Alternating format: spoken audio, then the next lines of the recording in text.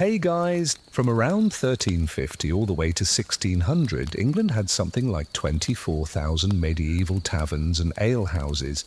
These places were the absolute heart of social life, where you could find everything from a good old-fashioned brawl to a secret love affair to the rapid spread of some new disease. A night out back then was wild, and a lot of the time it was downright deadly. But when you're living a life that's brutally short, the tavern offered an escape, and that was a risk most people were willing to take. So let's talk about what those medieval nights were really like. Hey, just a quick thing before we get started. If you're someone who actually listens to these stories regularly, go ahead and hit like or subscribe.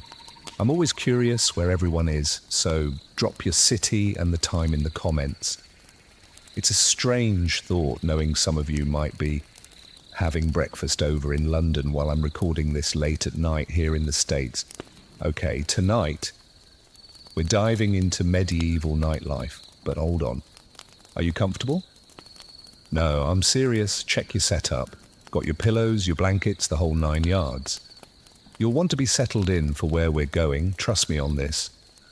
Once we step onto the dark, sticky floors of a medieval tavern, you're going to be so much more grateful for your clean sheets. Your eyes slowly crack open, but all you see is darkness. The mattress under you is just hard-packed straw, and it's left a pattern of tiny lines pressed into your back and legs. Then the smell hits you all at once. It's stale beer and old sweat, all mixed with a kind of earthy scent you can't quite put your finger on. You're in the back room of the Boar's Head Tavern, one of the most popular alehouses in this small English town of yours. A sharp voice cuts through the haze. Get up, you useless lump, we open in an hour. It's the tavern keeper's wife, and she's standing right over you, her face all pinched with irritation. You'd rented this tiny space for the night because you were just too drunk to stumble your way home. It was a smart move, really, since the night watchman would have tossed you in the stocks for being drunk in public after curfew. 5 more minutes, you mumble, and you regret it instantly as she heaves a bucket of cold water right onto your feet. Now, she barks, and just like that, you're up, your head pounding like a blacksmith is going to town with his hammer. So this is what a hangover felt like in medieval times. It's not that different from a modern one, except you don't have any Advil or clean water or, well, literally any of the comforts you're enjoying in your cozy bed right now. Just imagine the worst hangover you've ever had. Now add the smell of 1,000 unwashed bodies and the grim knowledge that your best medical options are bloodletting and leeches. You stumble getting to your feet, and that's when it hits you that you've lost one of your shoes. Perfect. Those shoes cost you 2 full weeks of wages. You're a craftsman, a cooper, meaning you make barrels for a living. It's not a terrible way to make a life in 1577 England, especially because your biggest clients are taverns and alehouses just like this one. Here's a fun fact I spent way too much time looking up. At this point in history, England had about 24,000 alehouses. Well, that works out to one for every 142 people. To give you some perspective, modern London has roughly 1 pub for every 2,000 people. These folks, they drank a lot. As you shuffle out of that little back room and into the main tavern area, you can see the morning preparations getting underway. The tavern keeper's daughter, a girl named Eliza, is sweeping the packed dirt floor. It doesn't do much for the smell, but at least it gets rid of the bigger chunks of, whatever that is on the ground. "Morning, Master Cooper," she says, a little smirk on her face. "Father says you were singing about the Queen's undergarments last night. Lucky the constable wasn't here. You can feel your face getting hot. Did you really do that? That's treasonous talk. People have lost their tongues for saying a lot less." "I don't remember any of that," you mutter. "Of course you don't," she says with a laugh. "You also tried to challenge Walter the blacksmith to a wrestling match. He picked you up with one hand. Okay, so you need to picture this. Picture. Medieval taverns were nothing like the bars we have today, with their clean counters and health inspectors. The alehouse you're standing in is, quite literally, just someone's house where they happen to brew ale and let people come in to drink it. This particular one is about the size of a modern bedroom, maybe 40 square feet of space.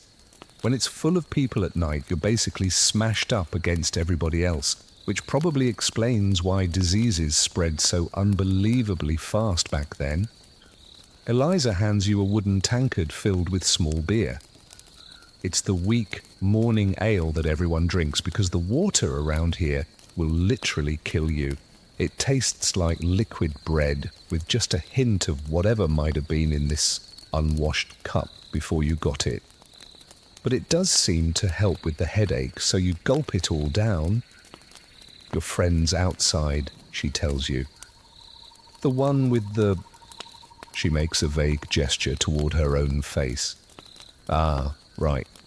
That would be Richard, your apprentice.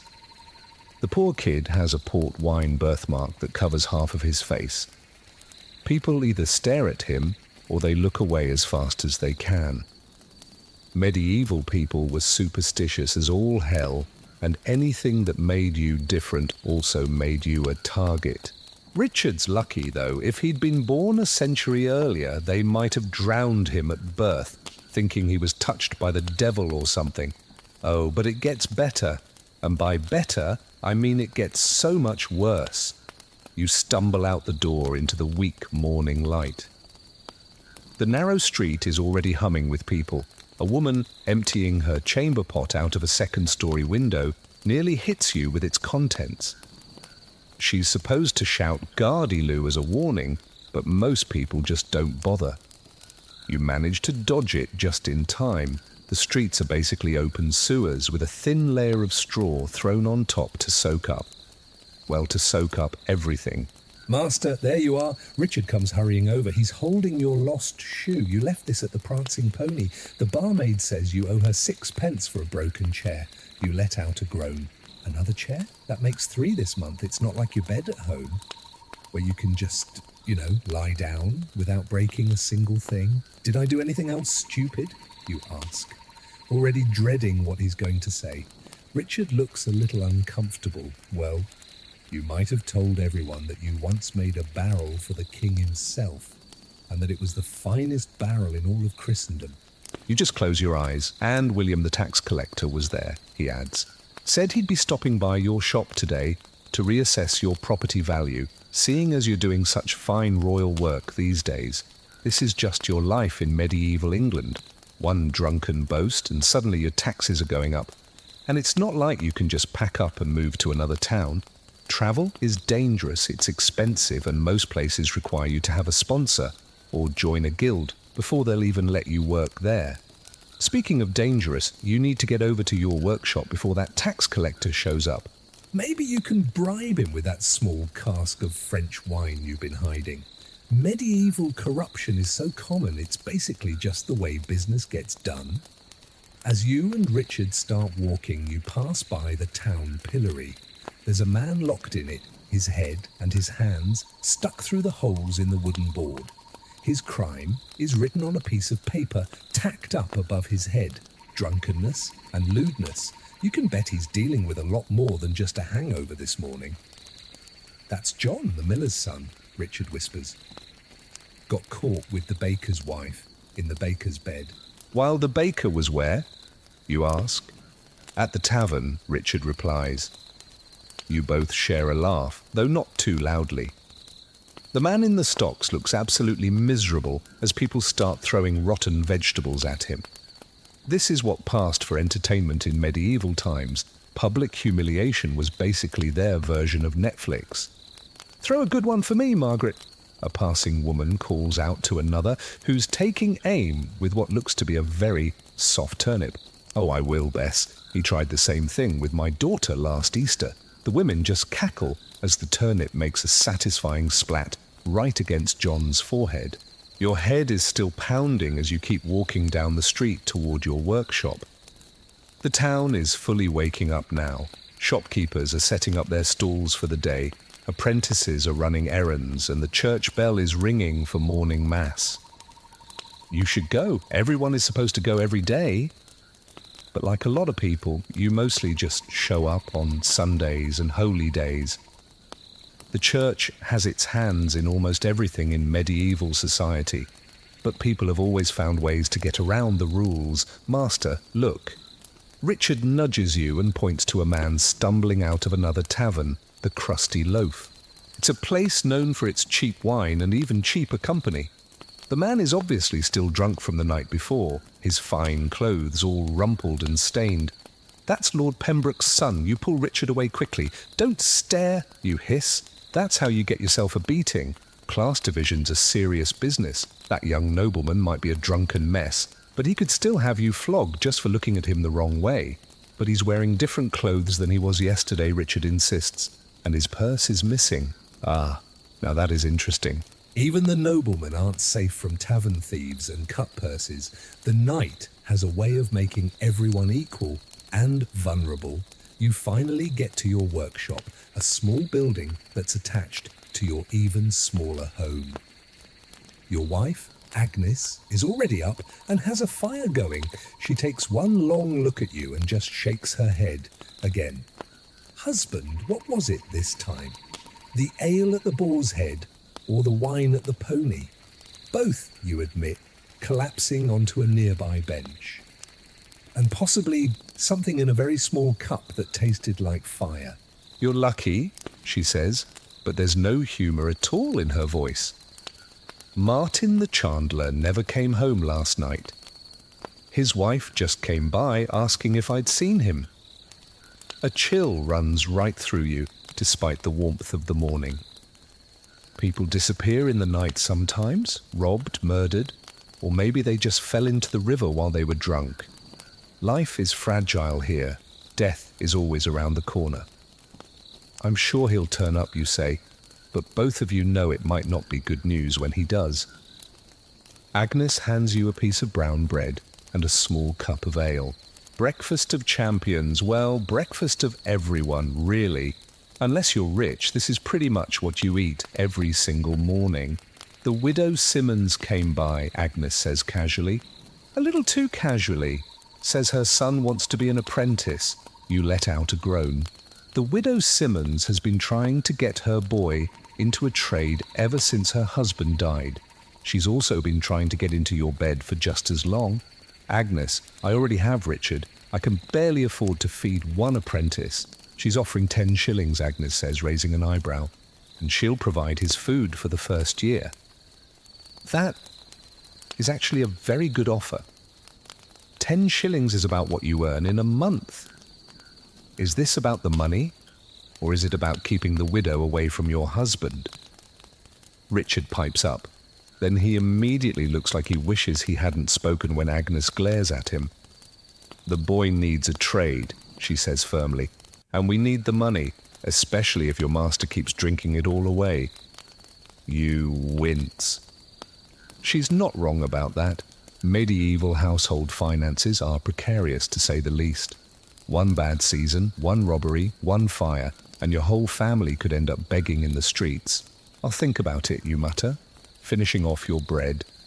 Think about it with a clear head, Agnes advises, then adds, there's a letter for you, from London.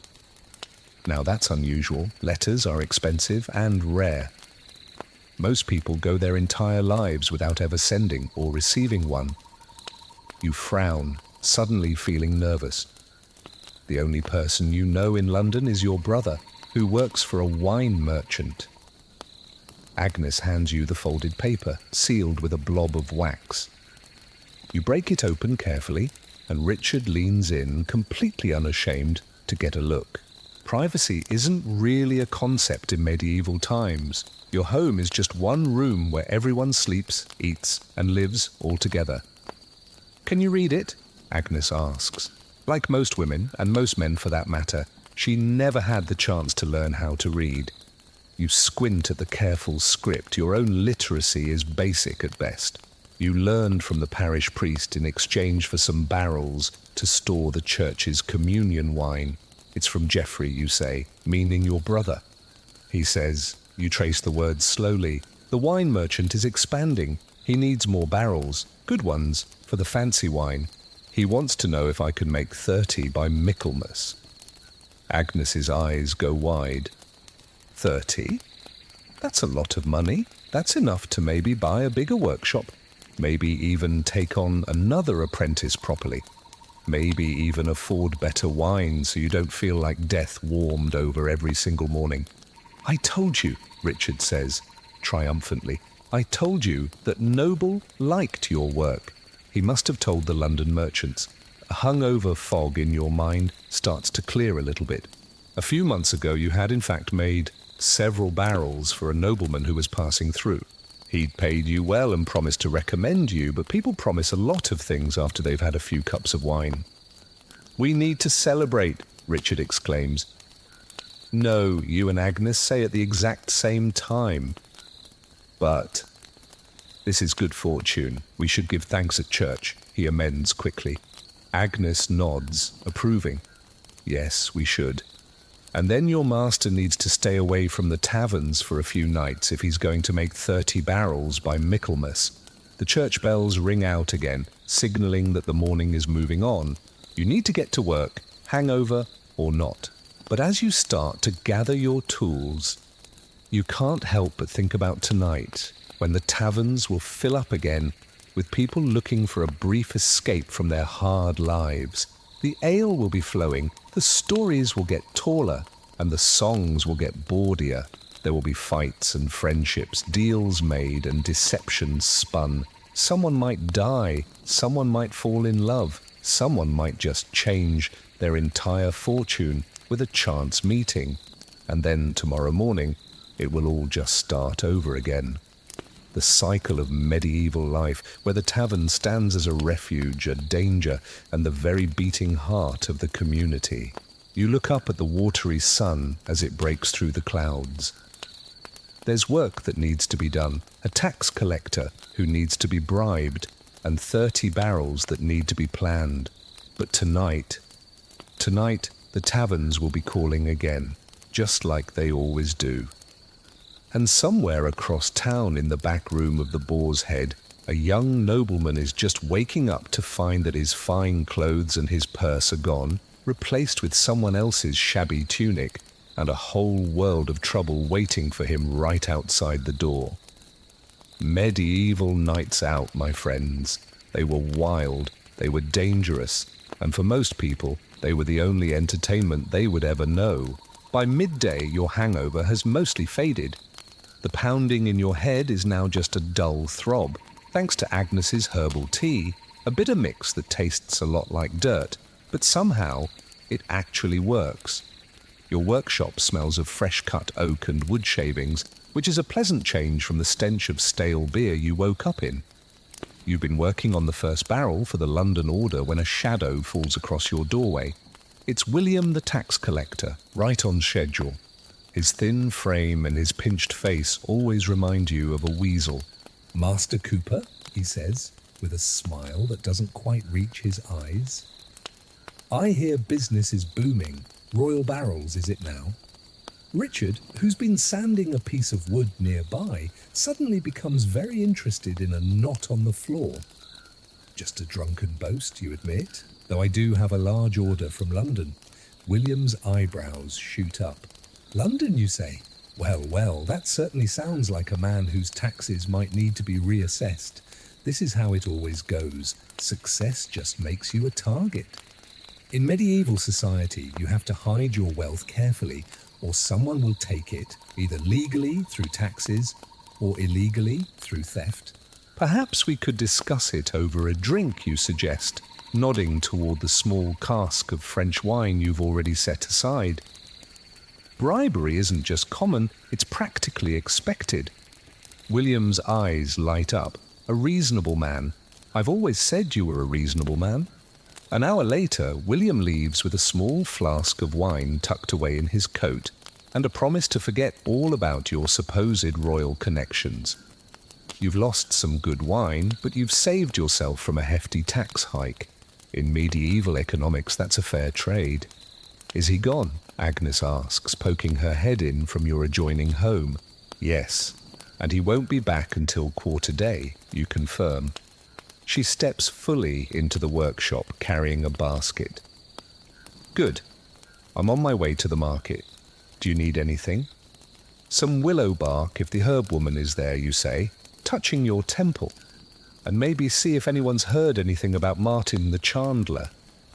Agnes nods grimly. I'll ask around. After she leaves, you turn to Richard. Let's finish up here, then we'll head over to the Prancing Pony. I need to pay for that chair, and I want to hear what people are saying about the missing Chandler. Richard just grins. He's only 16 and he loves any excuse to go to a tavern, even in the middle of the day. You work for another hour, finishing the base of one barrel and starting on the next one. It's honest work, and it requires both skill and precision. The order for 30 barrels is going to keep you busy for weeks, but the payment will be more than worth it.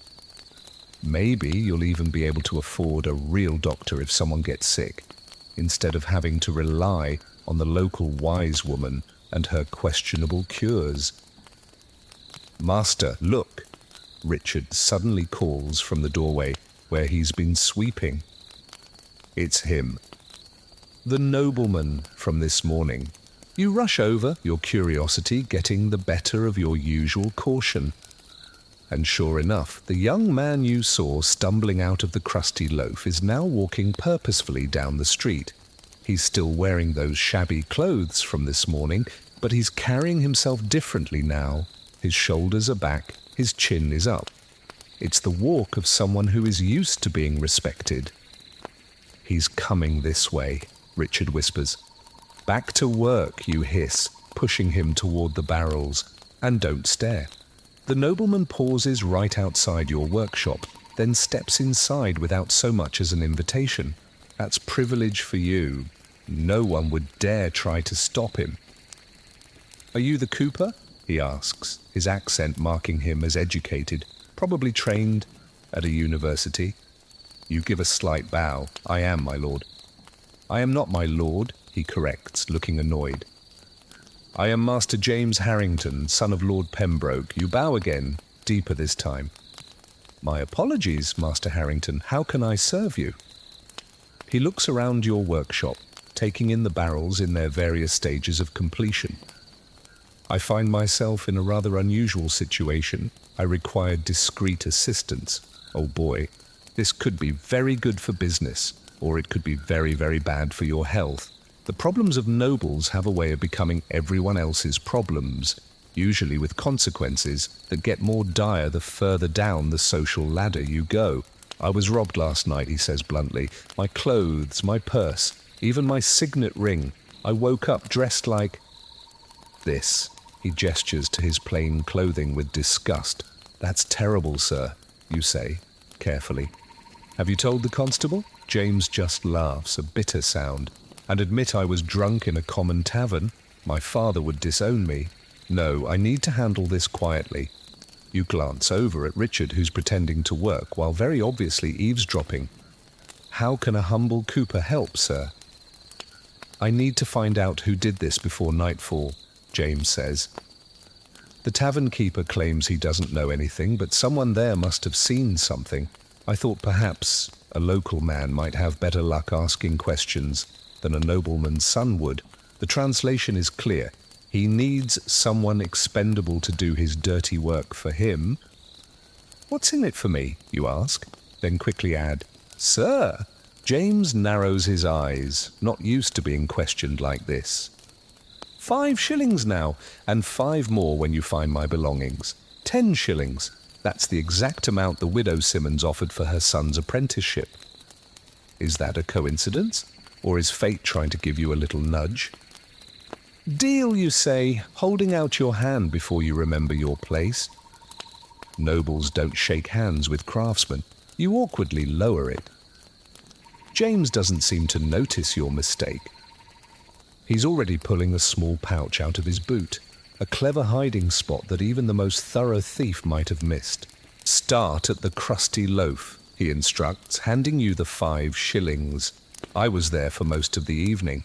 Then I believe I went to the Boar's Head. My memory gets a little hazy after that. No kidding. You were at both of those taverns last night too, and you don't remember seeing any noblemen. Though by the end of the night, You probably wouldn't have noticed if the king himself had been dancing on the tables. I'll need a description of your belongings, you say. As James describes his fine wool cloak, his leather boots with silver buckles, and a gold signet ring bearing his family crest, you can't help but think about how much all of that is worth. It's more than you'll earn in a year. It's more than enough for someone to kill over. I'll do my best, sir, you promise. Where can I find you when I have news?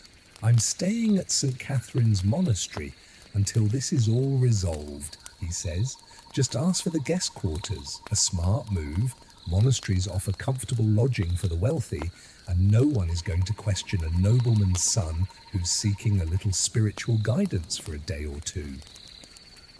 After James leaves, Richard just explodes with excitement. 10 shillings, that's a fortune, and we get to investigate a robbery. Keep your voice down, you warn him. This could be dangerous. Someone bold enough to rob a nobleman might not think twice about silencing a couple of witnesses. Richard's face falls a little, but his eyes are still gleaming with a sense of adventure. So, what's the plan? You consider your options. First, we need to finish today's work. Then we'll visit the prancing pony, pay for that chair, and ask some very careful questions. After that, we'll try the crusty loaf and the boar's head. What about the chandler? Shouldn't we ask about him too? You nod. We'll keep our ears open for that. People love to gossip, especially in taverns. Across town, in a large stone house near the cathedral, a merchant named Edmund Blackwell is also getting ready for his evening activities. But unlike your modest plans to visit a few alehouses, Edmund is preparing for a much more refined establishment. The merchant adjusts his deep blue wool coat, which was imported from Florence at great expense. His wife, Isabella, fusses with his collar. "The blue really makes your eyes stand out," she says approvingly. "Remember to mention the spice shipment to Master Phillips. His wife just loves cinnamon." Edmund nods. "And the silk for the mayor's daughter's wedding, has that arrived yet?" "This morning. I've already sent word to their household. This is how business is done among the merchant class. Formal contracts exist, but most deals are still sealed face-to-face, often over wine in taverns that cater to the wealthier residents. The Gilded Cup is Edmund's destination tonight. It's an upscale place where the wine comes from France and Italy, not the local vineyards, and where the cups are actually gilded around the rims." "Will Lady Anne be there?" Edmund asks casually. A little too casually. Isabella gives him a sharp look. "I believe she is still in mourning for her husband." "It's been 6 months," Edmund points out. "And she's a wealthy widow now," Isabella adds pointedly. "Don't think I don't know what goes on at these business meetings of yours." Edmund just laughs and kisses his wife's cheek. "You know you're the only one for me." She rolls her eyes, but she's smiling. "Just remember that Lord Phillips controls the northern shipping routes. Be charming, but not too charming to his wife. This is the reality of medieval business. Politics, marriages, and alliances are all tangled together. A merchant like Edmund lives or dies by his connections and his reputation. I won't be late," he promises, reaching for his walking stick with its silver handle, another status symbol in a world where appearances mean everything. "You said that last week," Isabella reminds him. "Then you came home at dawn smelling of wine and a perfume that wasn't mine. That was different. We were celebrating the Sussex contract." She clearly doesn't believe him. "Well, try to celebrate with your clothes on this time. Therese asked about the lipstick on your collar. Medieval marriages, especially among the wealthy, are often practical arrangements. Fidelity is appreciated, but it's not always expected, particularly from the men. Still, discretion is absolutely essential to maintain one's social standing." Edmund kisses his wife goodbye and steps out into the afternoon sun. His house is in the better part of town, where the streets are wider, and some even have crude cobblestones instead of packed dirt. He nods to his neighbours, another merchant, a physician, and a minor church official. This is his world, entirely separate from the alehouses where craftsmen and labourers go to drink. The Gilded Cup won't be busy for hours yet, but Edmund likes to get there early to secure the best table and to watch who comes and goes. Information is just as valuable as any cargo in his ships. In yet another part of town, preparations of a different sort are underway. At the Boar's Head, the tavern keeper's wife, the same woman who dumped water on your feet this morning, is directing the evening's setup. More straw on the floor, she barks at a serving boy. Last night's is soaked through with, well, it's best not to think about it. The boy hurries to spread fresh straw, which is the medieval equivalent of cleaning the floor. It does very little for the smell, but at least it soaks up spilled drinks and worse. The tavern keeper himself, a burly man named Walter, is down in the cellar tapping a new barrel of ale. His daughter, Eliza, is slicing bread and cheese into portions to sell alongside the drinks. It's nothing fancy, just enough to absorb some of the alcohol and keep the patrons drinking for longer. "Father," Eliza says casually, "did you happen to notice if Martin the Chandler was here last night?" His wife has been asking after him. Walter just grunts. "Might have been. It was busy.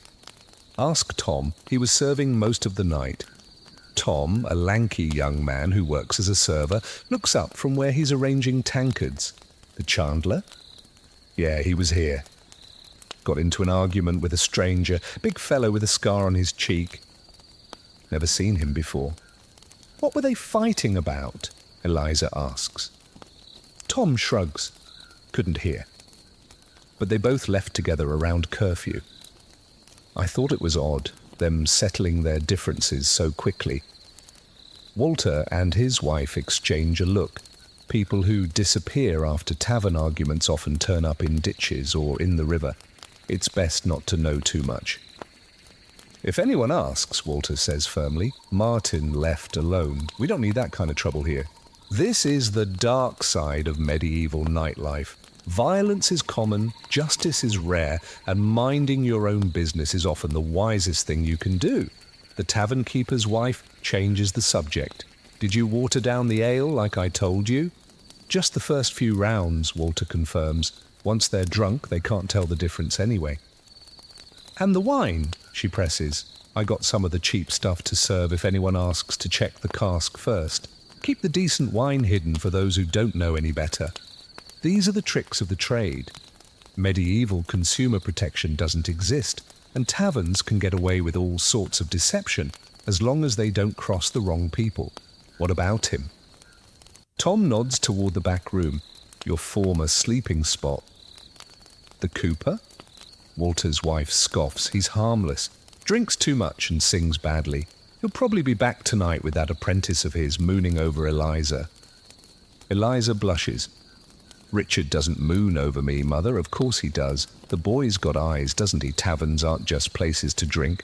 They're where young people meet, where romances can bloom and fade, often in the very same night. For many young women like Eliza, marrying a promising craftsman like Richard could be a real step up in the world. Just don't encourage him too much," Walter warns his daughter. "I don't need a lovesick apprentice causing trouble. Besides, his master owes me money for that bench he broke last week."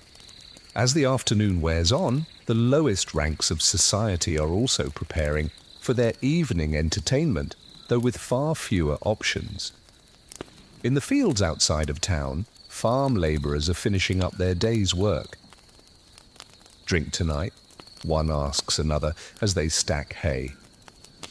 "Can't afford it," his friend replies. "Unless you're buying." "We could split a jug at Old Mary's," a third one suggests. "It's cheaper than the taverns and she doesn't water it down as much." Old Mary runs what you might call a medieval speakeasy from her little cottage on the edge of town. She brews ale in her back room and serves it for a halfpenny a cup, less than half of what the licensed taverns charge. It's illegal, of course, but the authorities generally look the other way as long as she pays her informal taxes to the local constable. For the poorest workers, places like Old Mary's are the only affordable option for a drink. There's no fancy wine, no music, just cheap ale and a bench to sit on. I heard there's a cockfight behind the tannery, the first labourer says. We could win some coin there, or lose what little we have, the second one points out. Either way we drink, says the third with a laugh.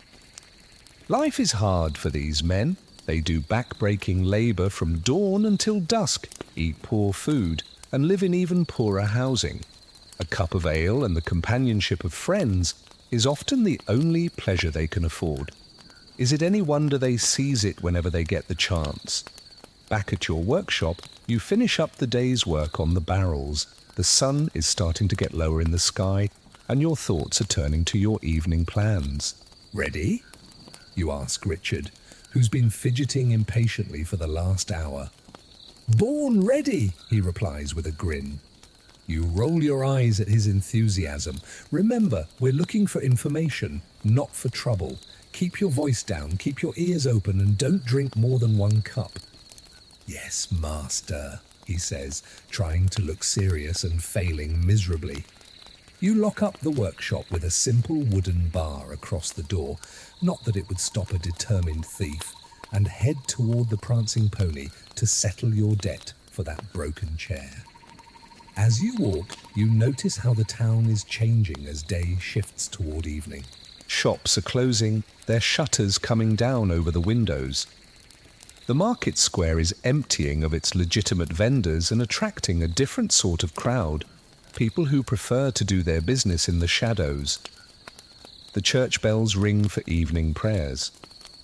Some people hurry toward the church, while others deliberately turn away. The medieval relationship with religion is a complicated thing. It's a balance between the fear of damnation and the very human desire for pleasure. Master, Richard says suddenly, grabbing your arm, look there. You follow his gaze to a side street where 2 men are having what looks like an intense conversation.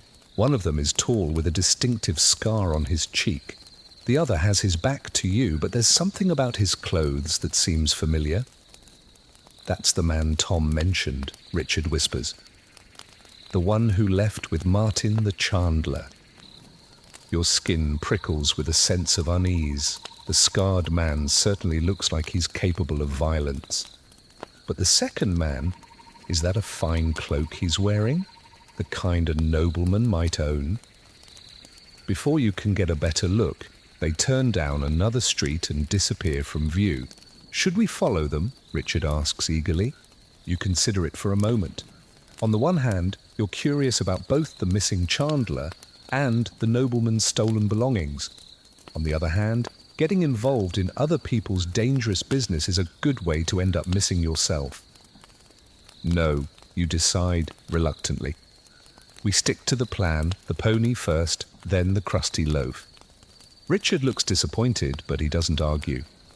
As your apprentice, he's obligated to obey you, at least in theory.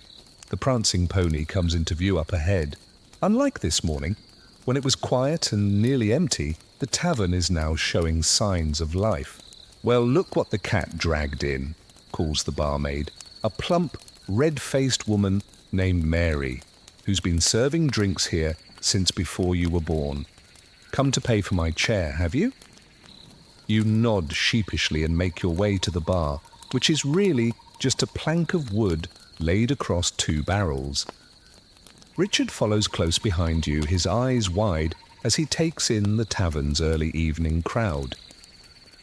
6 pence, Mary says firmly, holding out her hand. You dig into your pouch and pay her, adding an extra penny as a kind of peace offering. Sorry about that. I don't remember much about last night. Not surprised, she snorts. You were singing that song about the bishop and the milkmaid. Lucky there weren't any church folk in here. Your face heats up. You really need to work on your drinking habits. Actually, you say, lowering your voice, I'm looking for some information. Mary raises an eyebrow. Information costs extra. You slide another penny across the bar. Medieval Google isn't cheap. Did you see a young nobleman in here last night? Well-dressed, educated speech. Mary thinks for a moment. Can't say I did. We don't get many nobles in here. They prefer the gilded cup or the king's arms. She leans in closer. Why, you in trouble with the quality? Not me, you assure her. I've been hired to find something that went missing. Her eyes narrow. You playing constable now? That's dangerous work. Just asking questions. Oh, and what about Martin the Chandler? Seen him lately? A shadow crosses Mary's face. Not since last night. He was in here early, then he went on to the Boar's Head. She lowers her voice. There's talk he never made it home. Any idea who he was with?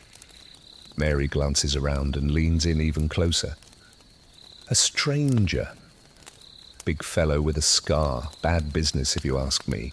The same man you just spotted in the street. This can't be a coincidence. Thanks, Mary. One more thing. Has anyone been trying to sell some fine clothes or a signet ring today? She gives you a sharp look. You asking for yourself? Or for the law? For 10 shillings, you admit? Mary nods, understanding the motivation. Try Ned the peddler. He deals in found items. He usually drinks at the Crusty Loaf this time of evening. Richard tugs at your sleeve.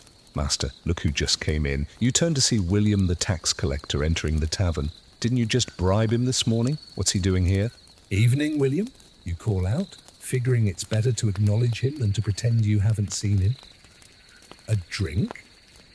He looks startled to see you, then he recovers. Cooper. Yes, a drink would be most welcome. Mary pours 3 cups of ale, giving you a questioning look. You just nod. You're paying. Money is flowing out of your pouch like water today. What brings you here so early? You ask William casually. He glances around before he answers. Official business. The tax office sends their regards. That's odd. The tax office doesn't usually do its collections in the evening. Something's off here. Anything I should know about? You probe. William takes a long drink before he answers. Just routine. Though there are rumours of counterfeit coins circulating. The king takes a dim view of that. Counterfeiting is serious business, as in, they cut off your hands and then they execute you. Serious. Medieval monetary policy does not mess around. Haven't seen any, you say? Truthfully, good, good. William drains his cup with surprising speed. Well, I must be off. More visits to make. After he leaves, Mary leans across the bar. He wasn't here on tax business, she says flatly. How do you know? Because he was meeting with that stranger, the scarred one. I saw them in here yesterday whispering in the corner like a pair of conspirators. The plot, as they say, thickens. A tax collector, a scarred stranger, a missing chandler, and a robbed nobleman, all of them somehow connected. We should get to the Crusty Loaf, you tell Richard. We need to find this peddler Ned before he drinks himself useless. Richard nods eagerly, but as you turn to leave, the door bursts open again. This time it's Agnes, your wife, and she's looking flustered. There you are, she exclaims. I've been looking everywhere for you. What's wrong, you ask, immediately concerned. Agnes very rarely enters a tavern. It's Martin, she says. They found him. Your stomach tightens. Where? Floating in the mill pond, she says grimly. His throat was cut. The tavern goes quiet as people overhear. Then the murmuring starts, the medieval rumour mill cranking into high gear. Did you hear? The chandler's dead, murdered. Who would do something like that? It spreads like wildfire, which, in a medieval town built of wood and thatch, is a very real and terrifying comparison. We should go, you mutter to Richard. A murder makes everything complicated and you suddenly want no part of this mystery. But Agnes grabs your arm. There's more. They found fine clothes and a gold ring in his possession. The constable is asking questions. Oh, hell! The nobleman's stolen goods found in the hands of a murdered man. This just got a whole lot more dangerous. Did they find a cloak? Boots with silver buckles? You ask, quietly. Agnes gives you an odd look. How did you know that? A lucky guess, you lie. Let's just get out of here. The 3 of you exit the prancing pony just as the church bells ring 6 o'clock. The streets are filling up with evening activity now. Shopkeepers are heading home. Labourers are seeking entertainment, and women are hurrying to finish their errands before full dark makes the roads unsafe.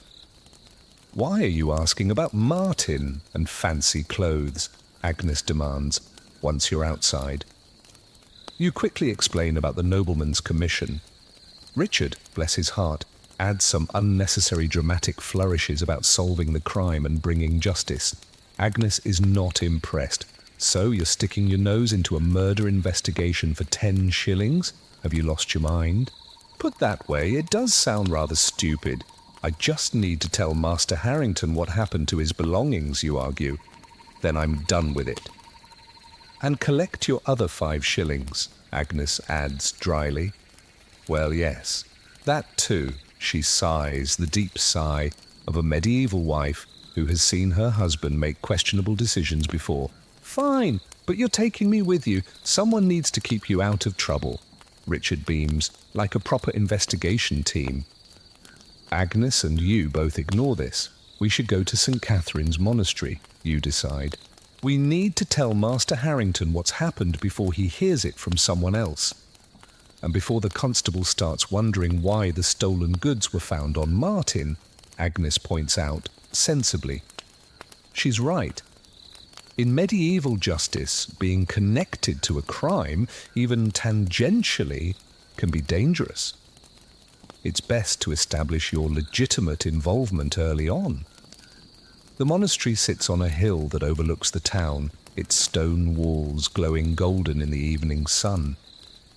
Unlike the cramped, noisy streets below, the monastery grounds are peaceful and orderly.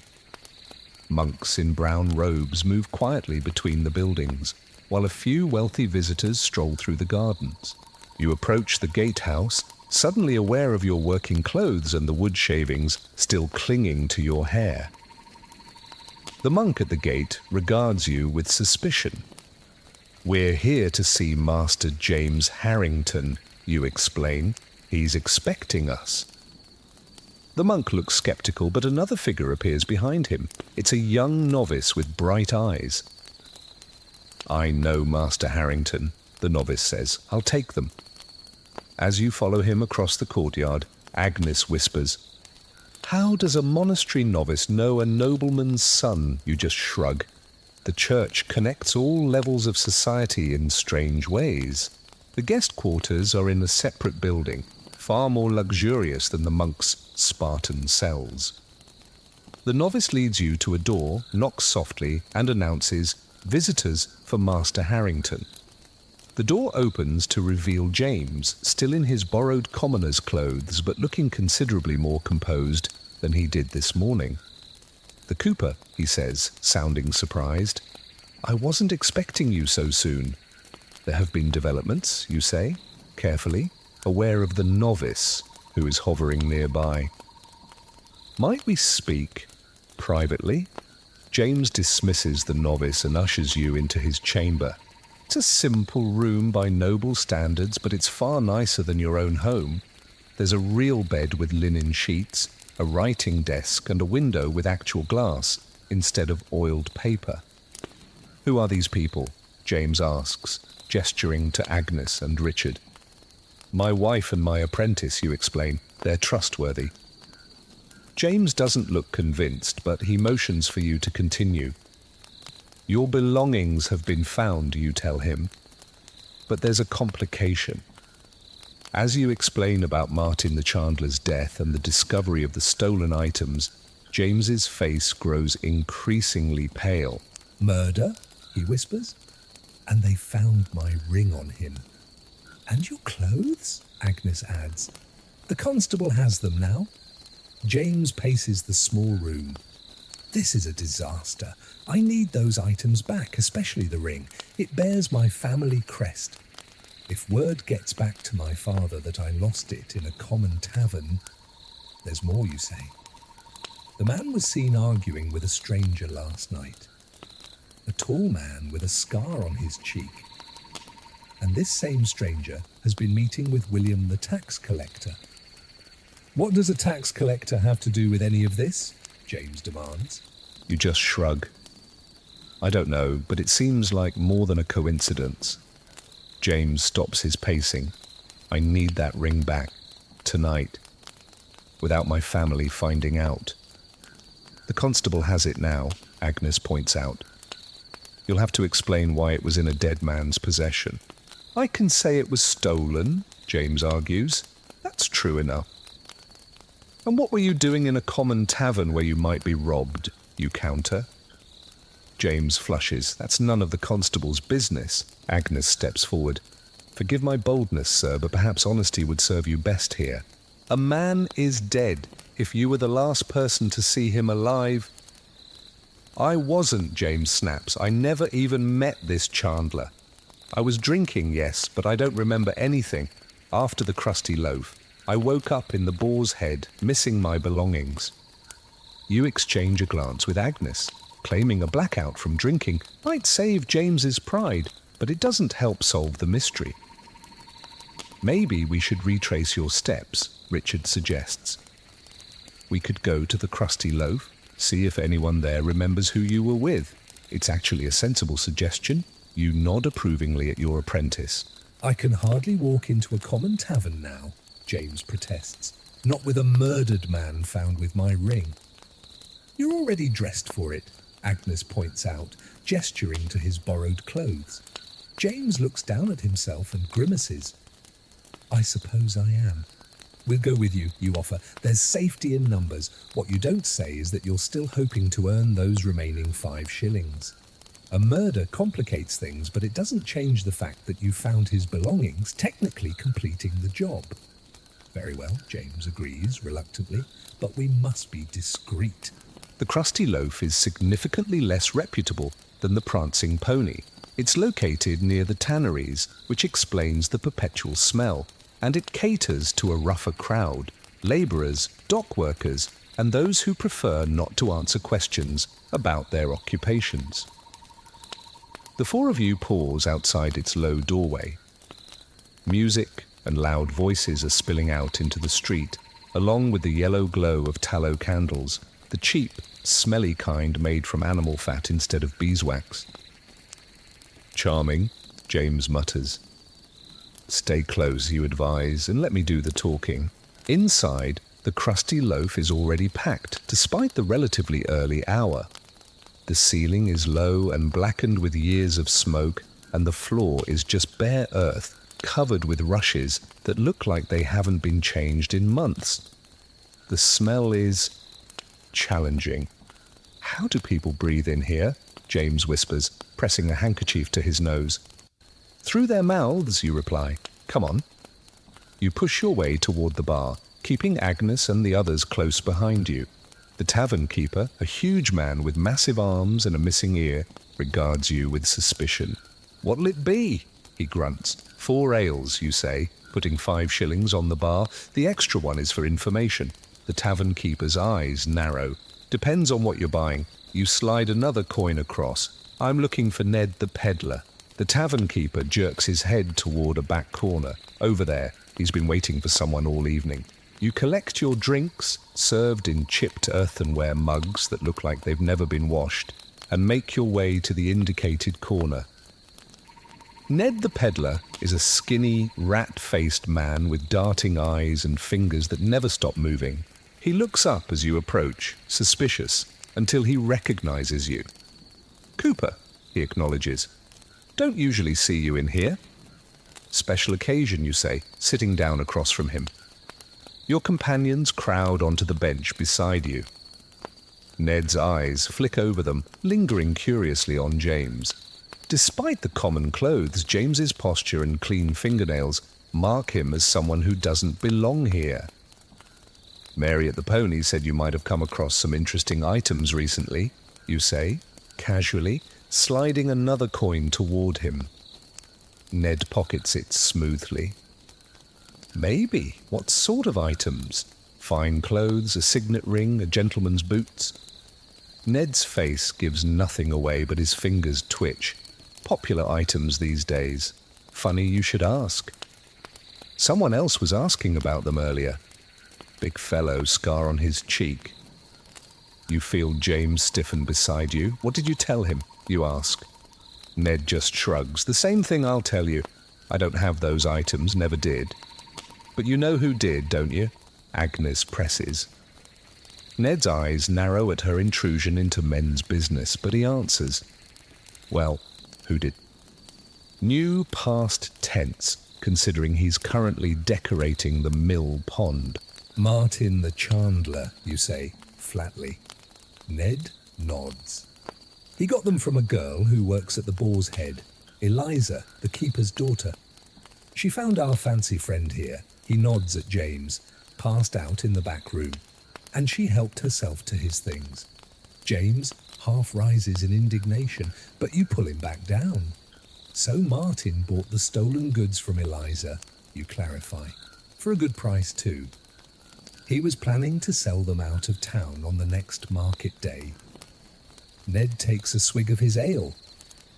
Guess that plan's gone to hell now.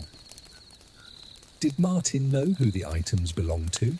Agnes asks. Ned shrugs. I doubt it. The girl probably didn't mention it. It's safer that way.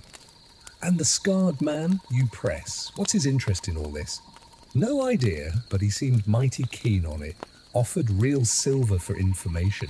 Ned gives you a pointed look. More than you're offering.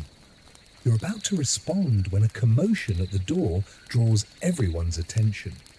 3 men in the constable's livery are pushing their way into the tavern. The music stops abruptly.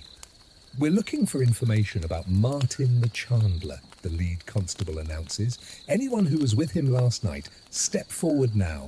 The tavern falls deathly silent. Medieval law enforcement isn't known for its gentle questioning techniques. Back door, Ned mutters, already sliding off his bench. Now! You don't need to be told twice. The last thing you want is to be questioned by the constable about a murder victim while you're sitting next to the owner of the stolen goods that were found on the body. That's the kind of coincidence that gets people tortured for confessions. The 4 of you follow Ned through the kitchen, dodging a surprised cook, and out into a narrow alley behind the tavern. The evening air, despite the nearby tannery, feels fresh and clean after the tavern's miasma. What now? James demands, looking shaken. Now we visit the Boar's Head, you decide, and have a word with young Eliza. Ned is already melting into the shadows. You didn't hear it from me, he calls softly, before disappearing completely. Richard looks excited.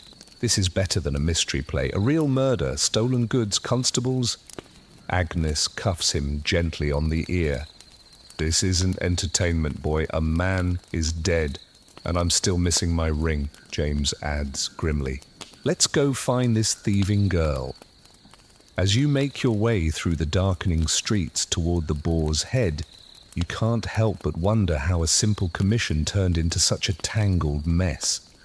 You were just supposed to find some stolen items, collect your payment, and go home. Instead, you're investigating a murder, dodging constables, and dragging your wife and apprentice into danger. All for 5 shillings. The evening has barely started, and it's already proving to be one of the more eventful nights of your life. Medieval entertainment, indeed. The Boar's Head is in full swing by the time you arrive. Unlike the relative quiet of your morning visit, the tavern is now packed with bodies, the air thick with smoke, sweat, and the yeasty smell of ale. A man in the corner is playing a crude fiddle while another beats on a small drum, the music barely audible over the roar of conversation and laughter. Is it always this crowded? James asks, looking uncomfortable as a large man bumps into him without apologizing. This is nothing, you tell him. Wait until midnight. The 4 of you push your way toward the bar, where Walter, the tavern keeper, is pouring ale as fast as his arms can move. His wife is collecting money, her sharp eyes missing nothing. Cooper, she calls out when she spots you. Back for more punishment? And you've brought friends. You force a smile. Just thirsty. Seen Eliza about? Her eyes narrow slightly. What do you want with my daughter? Just a question about a patron from last night, you say? Casually. She's busy serving the back tables. You nod and order 4 ales, which she serves you with a suspicious look. As you pay, you ask, heard about Martin the Chandler? The tavern keeper's wife doesn't even flinch. Terrible business. His wife's beside herself, I hear. They're saying he was last seen leaving here, you press? Lots of people leave here, she replies flatly. I can't keep track of them all. Her defensive tone tells you she knows more than she's letting on. You decide not to push it, for now. You lead your group toward the back tables where Eliza is, indeed, serving drinks. She's pretty, in a rough-edged kind of way, her cheeks flushed from the heat and the exertion. When she sees Richard, she smiles briefly. Before she notices the rest of your party, Master Cooper, she greets you and others. Her eyes linger on James, a flicker of recognition crossing her face before she masks it.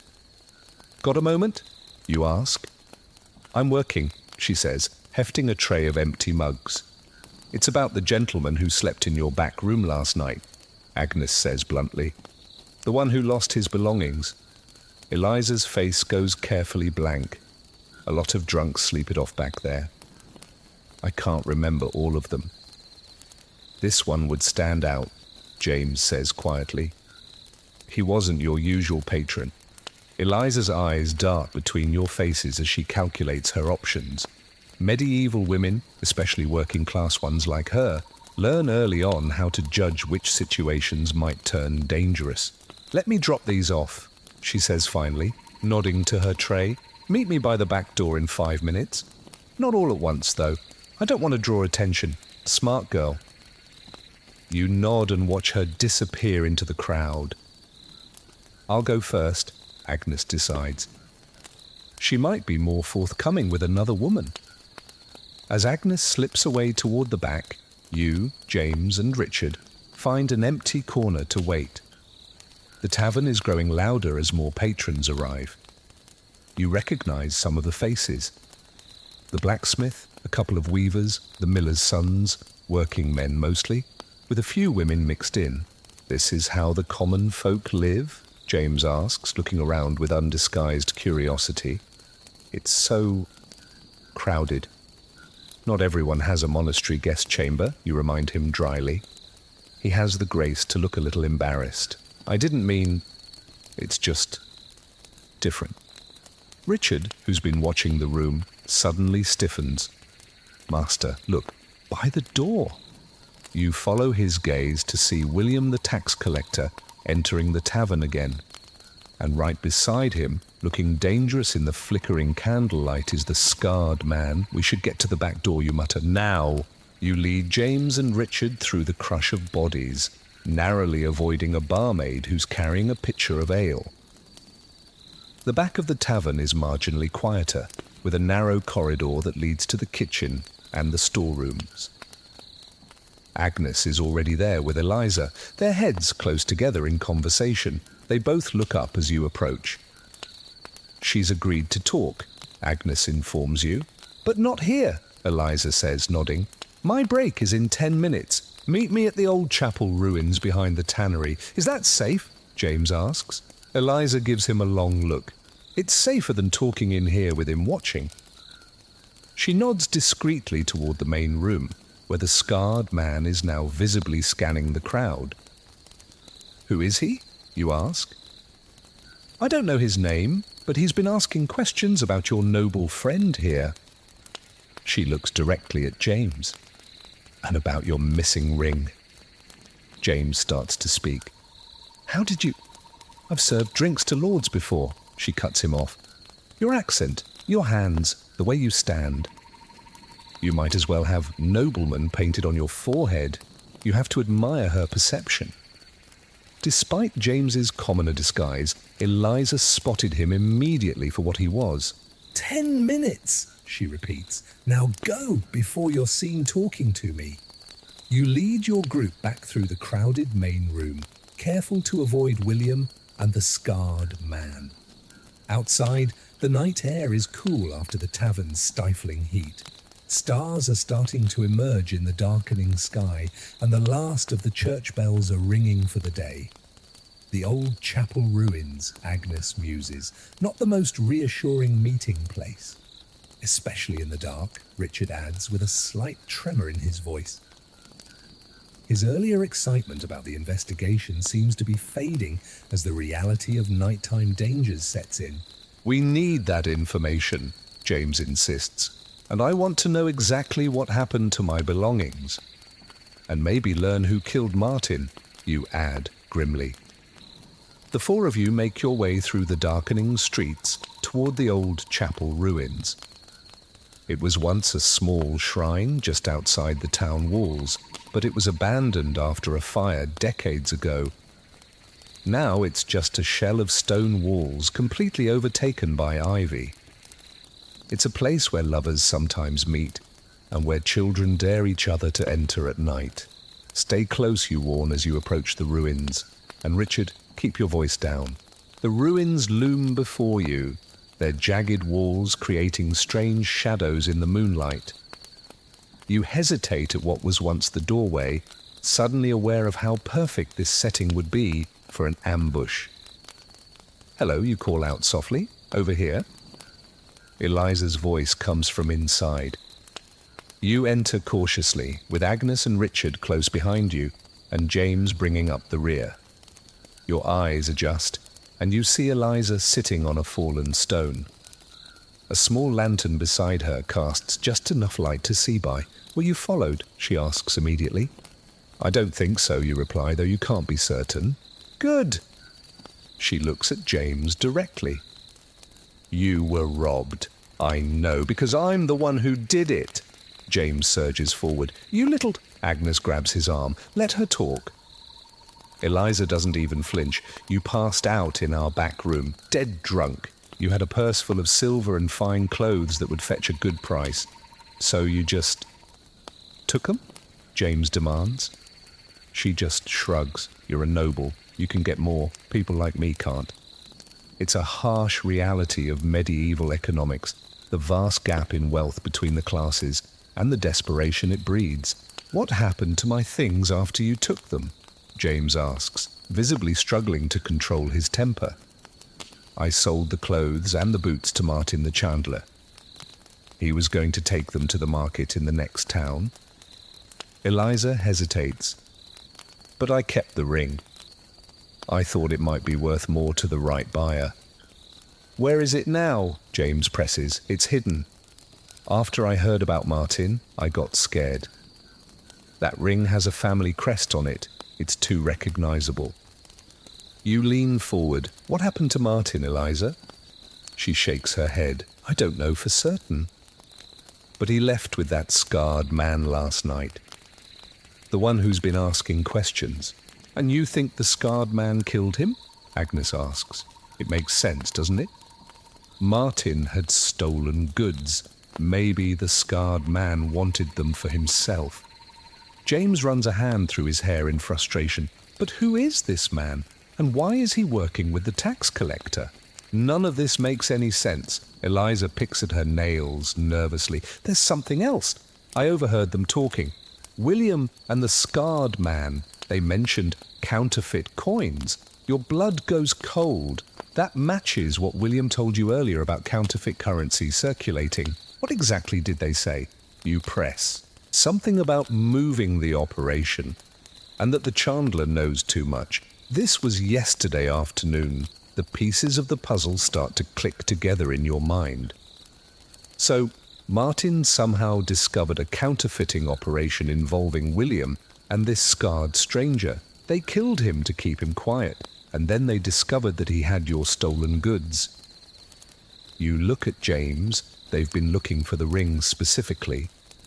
But why? Richard wonders. Because, James says slowly, my ring bears my family's crest. If counterfeit coins were linked to it somehow, they could implicate your family in the counterfeiting, Agnes finishes. Perfect scapegoat. It's a clever plan. Counterfeiting is treason, punishable by death. If the evidence pointed to a nobleman's family, it would create a scandal big enough to distract from any further investigation into the real criminals.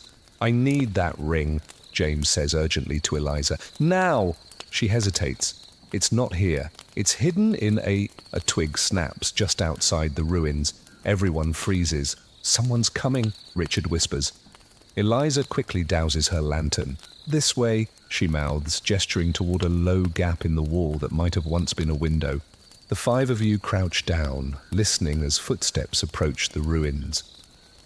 There's the soft glow of another lantern, and then you hear voices.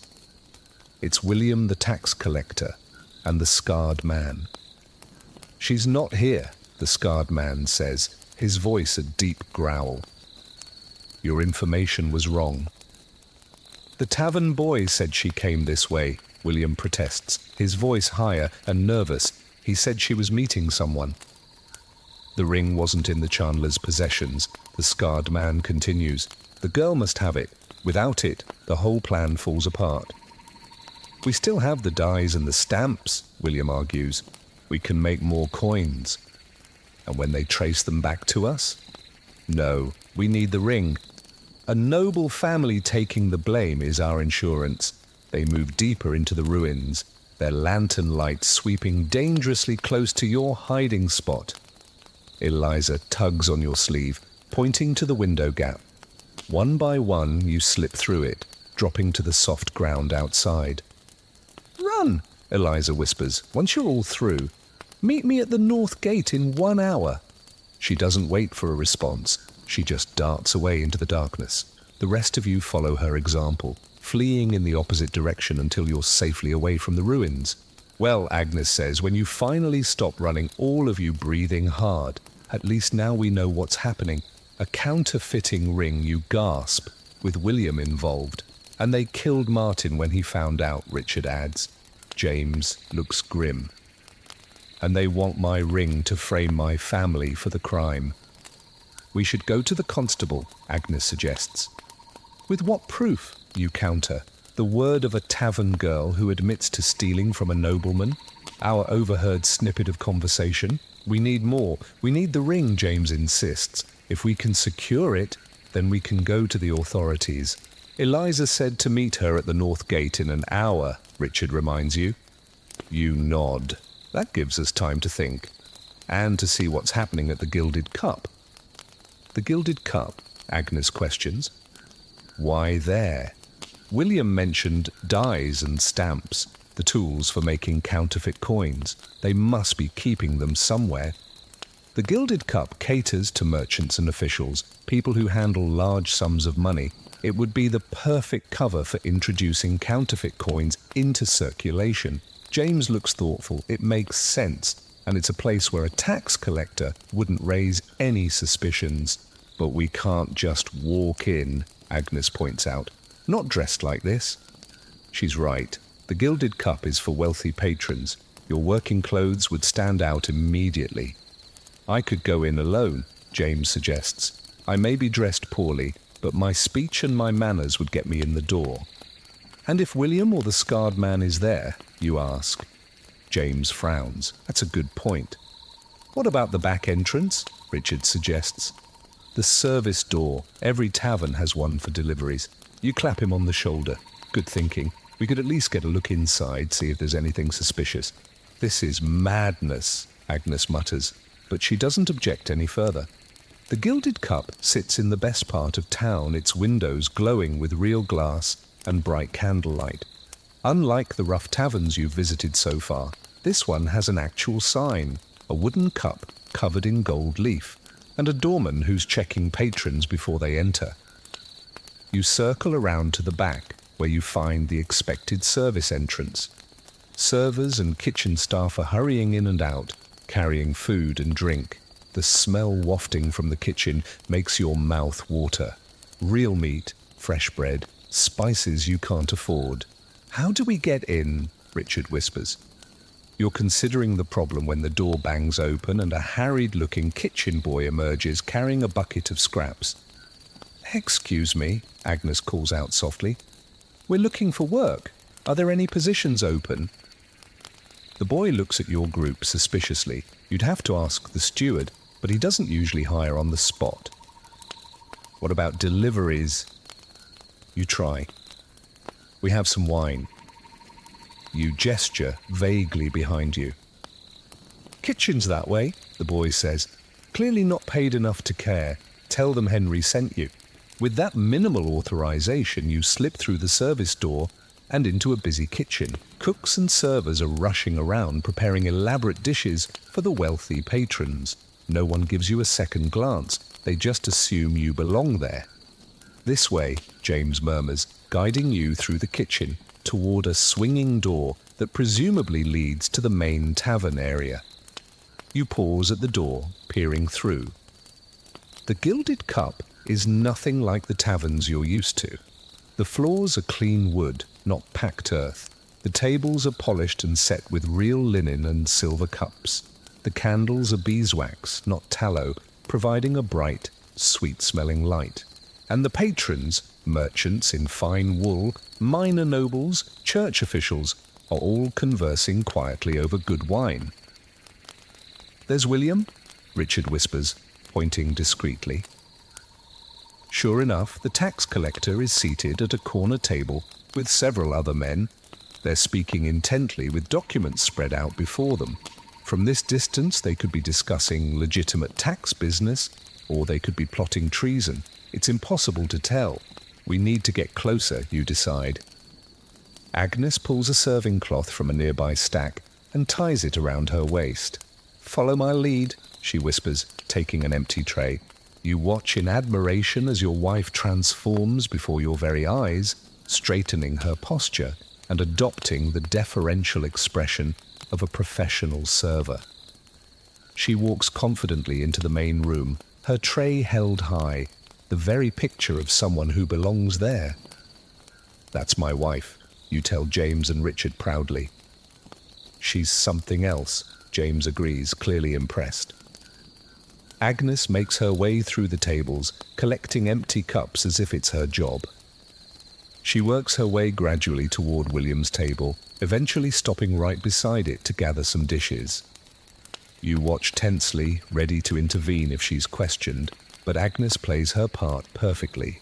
No one looks twice at a servant.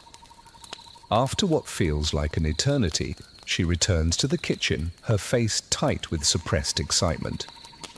"Well?" you press once you've all huddled together in a quiet corner. "They're definitely counterfeiting," she confirms. "I heard William say they need to move the operation after what happened to the Chandler, and they're planning something for tonight. A shipment of false coins is going out with a wine merchant." "Did they mention the ring?" James asks urgently. Agnes nods. "William is worried. He says the scarred man, his name is Giles, by the way, is getting careless, drawing too much attention with his questions about the ring. We should alert the constable, you say?" "Not yet," James counters. "We still need the ring as evidence, and we need to catch them with the counterfeit coins." "The North Gate," Richard reminds you. "Eliza should be waiting by now." You nod. "Let's go get that ring. Then we can decide our next move." As you slip back out through the service entrance, you can't help but marvel at how your quiet evening has transformed into this wild adventure. From a simple Cooper just this morning to investigating counterfeiting and murder, all because you drank too much last night. Medieval nights out indeed. They never go quite as planned. You make your way through the town toward the North Gate, sticking to the shadows where you can. The streets are quieter now as the night deepens, though you can still hear music and voices coming from the taverns you pass. "Something doesn't feel right," Agnes murmurs as you approach the gate. You're about to ask what she means when you see it, or rather, who you see. The scarred man, Giles, is loitering near the gate, clearly waiting for someone. "He's looking for Eliza," James whispers. "He must have overheard us at the ruins." "So where is she?" Richard asks anxiously. You scan the area, finally spotting a small figure pressed into a shadowy doorway across the street. Eliza has seen the trap and is staying hidden. We need to draw him away, you decide. Give Eliza a chance to escape. "How?" Agnes asks practically. You think for a moment. "James and I will create a diversion." "Agnes, you and Richard try to get to Eliza. What kind of diversion?" James asks wearily. You grin, the kind that medieval men excel at. A drunken brawl, and with that, You stagger toward the gate, pulling James with you, ready to create the most convincing tavern fight of your life, without the benefit of actually being drunk this time. Medieval nightlife is many things, but boring isn't one of them. Ready? You mutter to James as you approach the north gate. Not really, he admits. I've never been in a tavern fight before. Just follow my lead, shove me, yell something insulting, and try to look angry. James nods nervously. Then, louder than necessary, he calls out, "Watch where you're walking, you drunken fool!" He gives you a shove that's far too gentle to be convincing. You mentally sigh. "Noblemen and their sheltered lives, who pushed me," you bellow, spinning around, dramatically. "Was it you, you prissy little man?" You give James a much more realistic shove that sends him stumbling backward. His eyes widen in surprise before he catches on and pushes back. "How dare you touch me?" he shouts, getting into the roll. "Do you know who my father is?" "I don't know and I don't care," you roar, taking a wild swing that deliberately misses his face by inches. The commotion is having the desired effect. People are turning to watch, and more importantly, Giles, the scarred man, has shifted his attention from watching for Eliza to observing your growing fight. "You fight like a woman," James taunts, then immediately looks horrified at his own words. You bite back a laugh and instead charge at him, tackling him around the waist. You both go down in the dirt, rolling around and making a tremendous racket. Out of the corner of your eye, you see Agnes and Richard slipping across the street toward Eliza's hiding spot. "Keep it up," you whisper, as you pretend to grapple with James. "We need another minute." James, now fully committed to the performance, grabs a handful of your hair and yanks, not quite pretending anymore. "Ow, that actually hurt," you hiss. "Sorry," he whispers back. "I got carried away." Your theatrical brawl has drawn quite a crowd now. Medieval entertainment is live and unscripted. A good fight is better than any play. Someone's even taking bets on who will win. "The skinny one's got spirit, but my money's on the big fellow," you hear someone comment. "3 pennies on the small one," another voice calls. He fights dirty. "Look at that hair pull." Giles has moved closer, watching with the others. He doesn't look entirely convinced by your performance, but at least his attention is divided. You risk a glance across the street. Agnes, Richard, and Eliza are nowhere to be seen. "Good, they've made it away. Let's finish this," you mutter to James. With an exaggerated roar, you lift James up and pretend to slam him down, though you actually take most of his weight yourself. He groans convincingly and goes limp. "And stay down," you shout, staggering to your feet and making a show of dusting yourself off. The crowd gives some appreciative cheers and jeers. Money changes hands as bets are settled. "Nothing to see here," you announce, swaying slightly as if you're drunk, just teaching this mouthy apprentice some respect. James, playing his part, stays down and moans pathetically. The crowd begins to disperse, disappointed that the entertainment is over. Giles lingers longer than the others, his eyes narrowed suspiciously, but eventually he too moves away, heading back toward the center of town. Once he's out of sight, you help James up. Not bad for your first tavern brawl. He grimaces, brushing dirt from his clothes. Is this how commoners typically settle their disagreements? Only when we're sober enough to miss each other when we swing, you joke. Come on, let's find the others. You make your way to the predetermined meeting spot, a small shrine to St. Nicholas near the north wall. Agnes, Richard, and Eliza are waiting in its shadow. "Did you get it?" you ask immediately. Eliza nods, pulling a small bundle from inside her bodice, the medieval equivalent of a secure pocket. "Here," she says, unwrapping a cloth to reveal a gold signet ring with an ornate family crest. James snatches it eagerly, examining it in the dim light. "Thank God," he breathes, sliding it onto his finger. "My father would have killed me if this was lost." "What about the people who actually did kill someone?" Agnes reminds him pointedly. James has the grace to look abashed. Yes, of course, the counterfeiters. We need to catch them with the evidence, you say. Eliza, what else do you know about their operation? She glances around nervously before she speaks. Not much. But I heard William say something about a midnight shipment leaving from behind the Gilded Cup. Something about wine barrels. Your professional interest is piqued. Wine barrels. That's a good hiding place for counterfeit coins. The barrels would have secret compartments built into them. Who's the cooper who made them? Richard asks, professional pride evident in his voice. Does it matter? James asks impatiently. Actually, yes, you reply. If I know who made them, I might know how the compartments work. Eliza just shrugs. I have no idea. But they're being loaded onto a merchant's wagon tonight. Edmund Blackwell's, I think. Agnes gasps. Blackwell? He's one of the wealthiest merchants in town. And he's married to Lady Isabella, James adds. My father does business with him. The pieces all click into place. A respected merchant would be the perfect accomplice for moving counterfeit currency. His wagons travel between towns without much scrutiny, and he handles large sums of money regularly enough that no one would question new coins in his possession.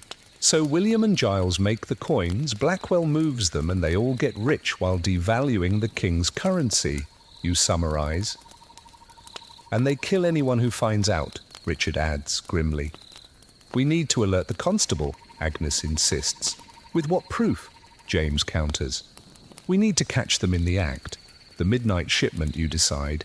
If we can catch them loading the false coins. I should go, Eliza says suddenly. They'll notice I'm missing from the tavern. Will you be safe? Agnes asks with genuine concern. Eliza gives a bitter laugh. Safe? Women like me are never safe, but I know how to handle myself. Thank you, James says, with surprising sincerity. You didn't have to help us. I didn't do it for you, she replies bluntly. I did it because I don't want Martin's murder to be ignored just because he was common. With that, she slips away into the darkness, heading back toward the boar's head. Brave girl, Agnes comments, watching her go. And she's not wrong about justice for common folk, you add. If Martin had been a nobleman, half the king's guard would be searching for his killer by now. James shifts uncomfortably, but he doesn't argue. The inequality of medieval justice isn't something he can deny. What now? Richard asks. We have hours until midnight. We need a better plan than just watching from the shadows, you say. And maybe some help. The constable, Agnes begins. Not yet, James interrupts. If Blackwell really is involved, he has enough influence to make any accusations against him just disappear. We need irrefutable proof. You think for a moment. I have an idea, but you're not going to like it. An hour later, you're questioning your own sanity as you crouch in a filthy alley behind the Gilded Cup. Agnes and Richard are positioned as lookouts at either end of the street, while you and James wait near the tavern's back door. Your plan is simple but dangerous. When the counterfeit coins are brought out to be loaded, you'll create a distraction while James verifies that they're in the wine barrels. Then, you'll both run to the night watchman's station and report the crime in progress. This is madness, James whispers for the 10th time. What if they catch us? They won't, you promise, with more confidence than you actually feel. The back door of the Gilded Cup opens, spilling yellow light into the alley. A server tosses out a bucket of kitchen scraps, narrowly missing your hiding spot. People actually live like this? James mutters, recoiling from the smell. In filth and darkness? Not by choice, you remind him. Some of us don't have monastery guest rooms to retreat to. He falls silent, perhaps truly considering the vast gulf between his life and yours for the very first time. More activity at the back door draws your attention. 2 men emerge, carrying what looks like a small chest between them. William the tax collector follows, glancing nervously up and down the alley. "Where's Blackwell?" one of the men asks. "He's coming," William replies. "He had to make his goodbyes seem natural. We don't want anyone wondering why he left early." The men set the chest down in the shadows. You nudge James and point. That must be the counterfeiting tools. Or perhaps the coins themselves. A few minutes later, the door opens again.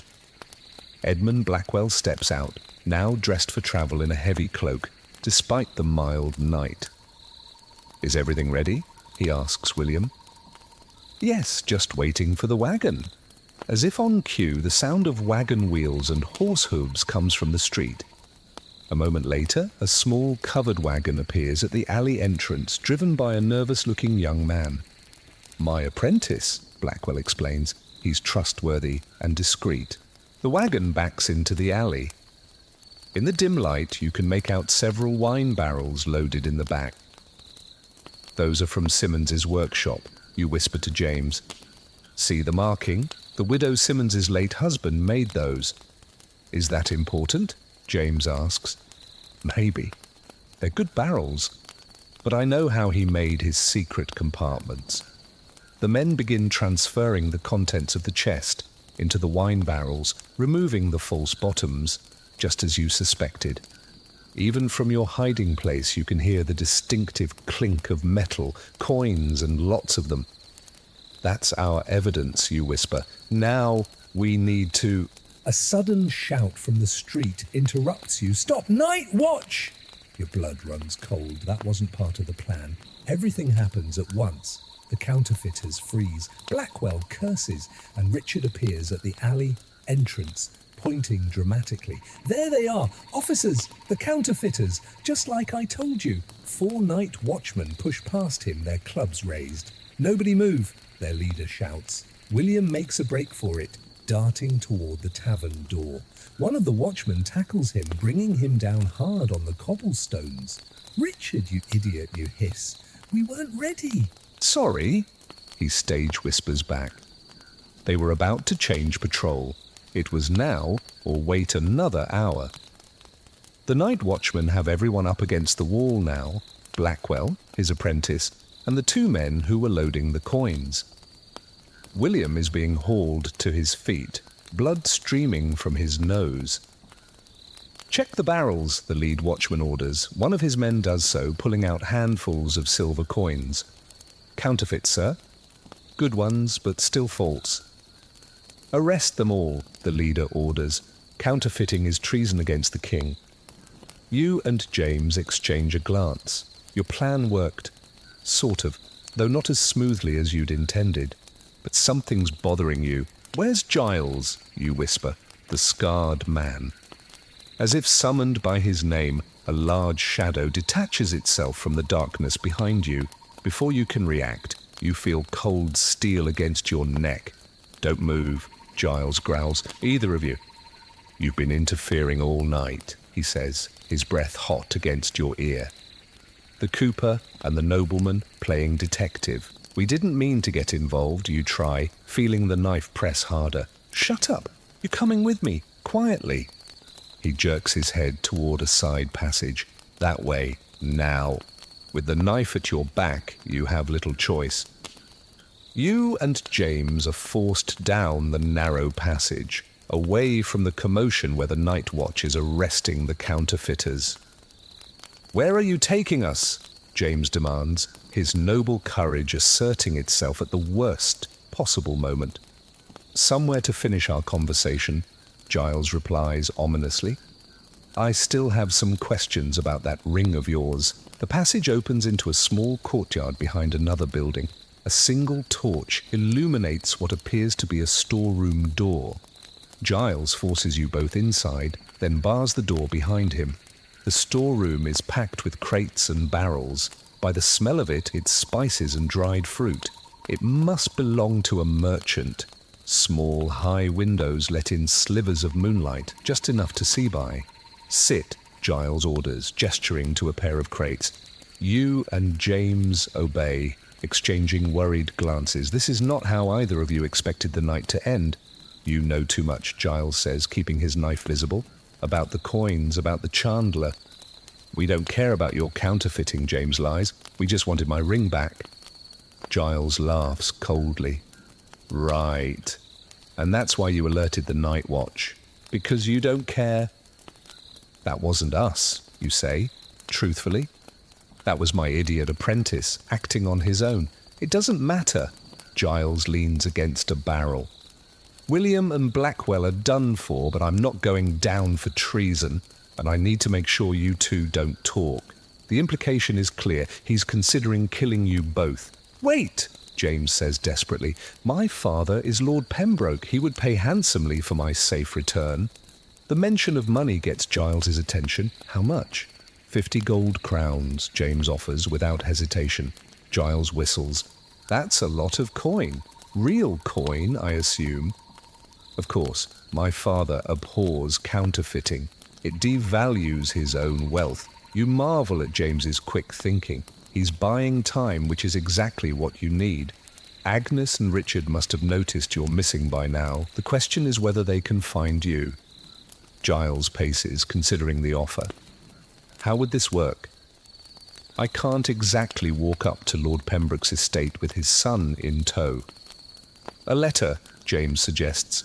I'll write to my father with instructions for the delivery of the gold. You can dictate whatever terms you want. And then I just let you both go? Giles snorts. Do you take me for a fool? Take me to the monastery, James continues. I have a friend there, Brother Timothy, the novice who showed these people to my room. He can act as an intermediary. You're impressed. James is creating a plausible escape route that sounds convincing enough to keep Giles talking. And what about him? Giles jerks his head toward you. He's just a cooper, James says dismissively, playing a role. No threat to anyone. Thanks, you mutter. Shut up, both of you, Giles orders. I need to think.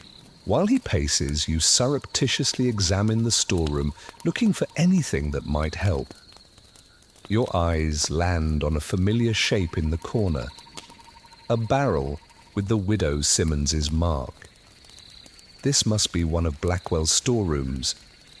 An idea forms in your mind. You know how these barrels work, how the secret compartments open. And if you're right about what's inside, I've decided, Giles announces. We're going to the monastery. The cooper comes too, as insurance. One wrong move, and he dies first. James nods carefully, not looking at you. Stand up. Slowly, Giles orders. As you rise, you deliberately stumble, falling against the barrel in the corner. Your fingers find the hidden catch, a knot in the wood that rotates just so, and the false bottom drops open. Watch it, Giles snarls. Sorry, you mumble. Your hand is now inside the compartment, your fingers closing around exactly what you'd hoped to find, a bag of coins. They're counterfeit coins, most likely, but they're solid metal regardless. As Giles steps forward to grab you, you swing the bag with all your strength, catching him square in the temple. Coins explode from the impact, ringing as they scatter across the floor. Giles staggers, stunned, but not down. James, run! You shout, lunging for Giles's knife hand. You grapple with the larger man, struggling for control of the blade. James hesitates for only a moment before darting to the door and lifting the bar. Help! He shouts into the night. Murder! Treason! The medieval equivalent of a 911 call, specific crimes that would bring an immediate response. Giles roars in fury, smashing you against a stack of crates.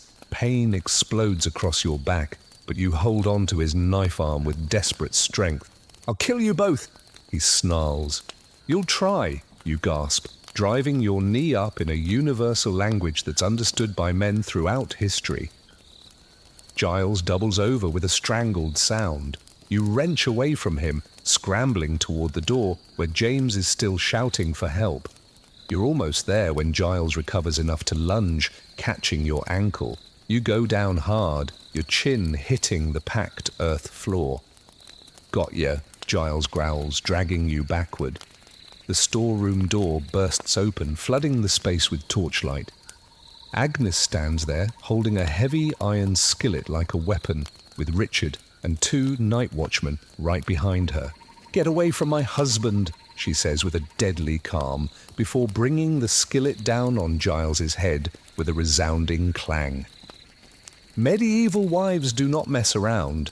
Giles crumples, finally unconscious. The night watchmen rush in to secure him. "How did you find us?" you ask Agnes as she helps you up. "Richard saw you being taken," she explains. "We followed at a distance. Then we went for help." You turn to the night watchman. This man was part of the counterfeiting operation. He also murdered Martin the Chandler. "We'll add it to his charges," one of them replies grimly. "Counterfeiting alone is enough for a hanging, but murder means he'll be drawn and quartered as well. Medieval justice, brutal but straightforward." "Thank you," James says to all of you, looking genuinely moved. "You risked your lives for me, a stranger." "We risked our lives for justice," Agnes corrects him gently. "Though I won't say no to those remaining 5 shillings. James laughs, a release of tension. "You shall have 10, and my father will hear of your courage." As the night watchmen drag Giles away, you step outside into the cool night air, suddenly aware of how filthy, bruised and exhausted you are. The church bells are ringing midnight. Your wild evening of medieval nightlife is finally winding down.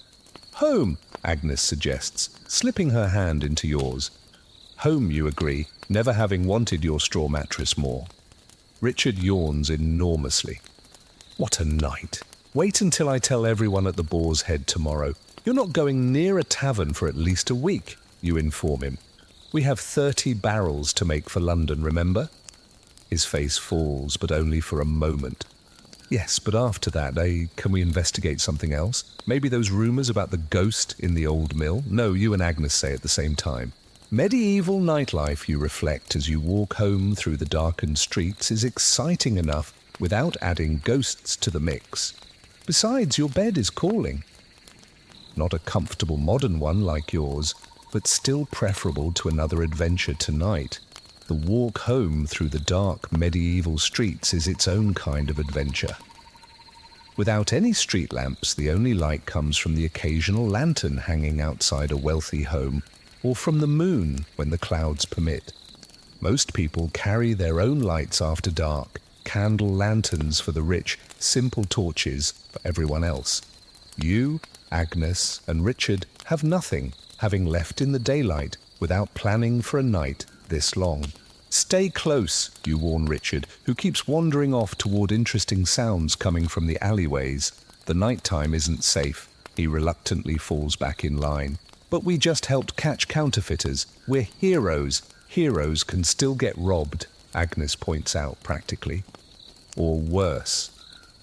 The night belongs to a different class of medieval society.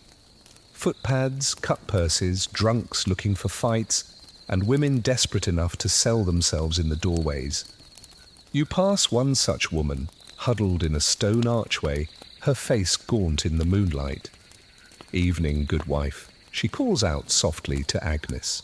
"Your men look tired. Send the young one my way for some comfort."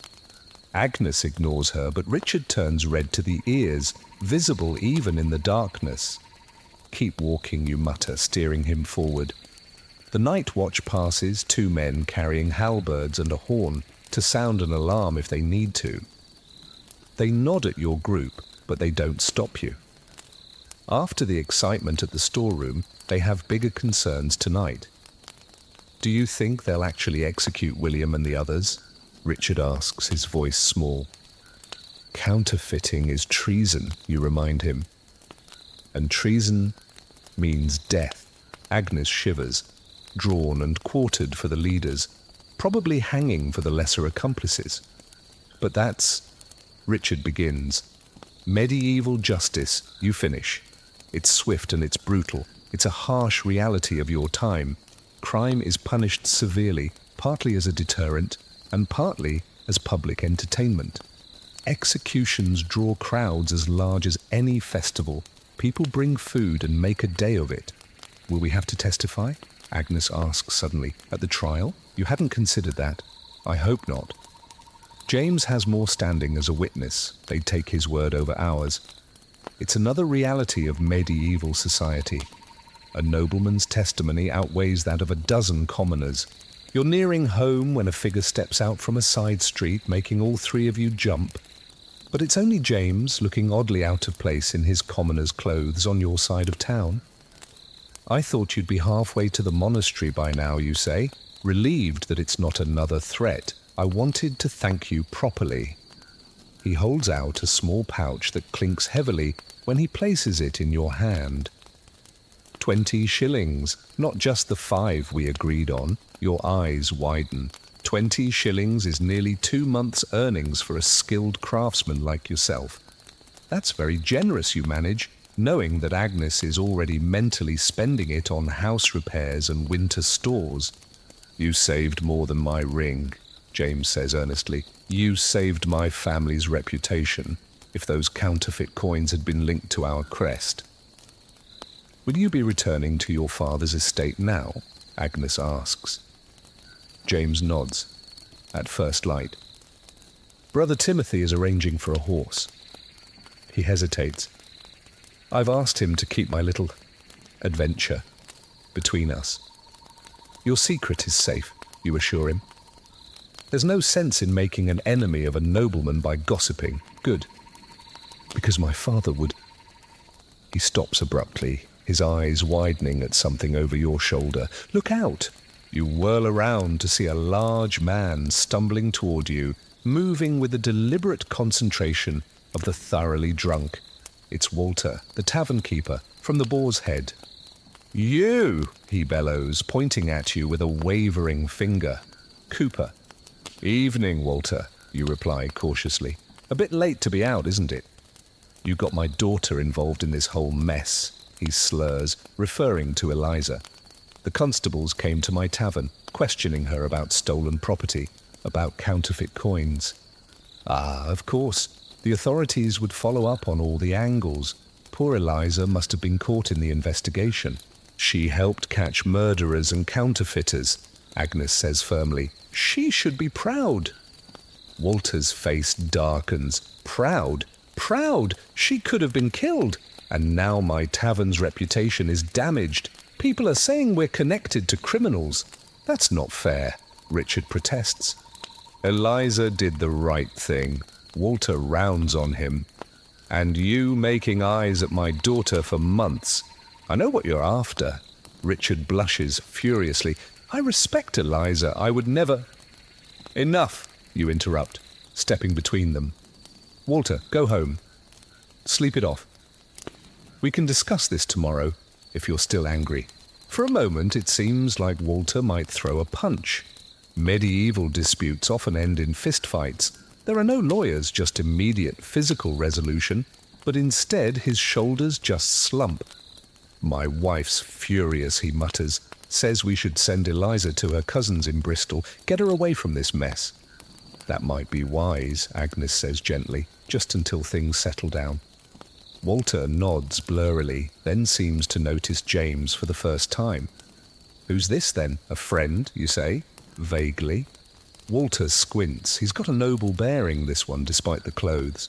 He laughs humorlessly. Oh, look at us. A tavern keeper, a cooper, and a nobleman all standing in the street at midnight. Could be the start of a joke.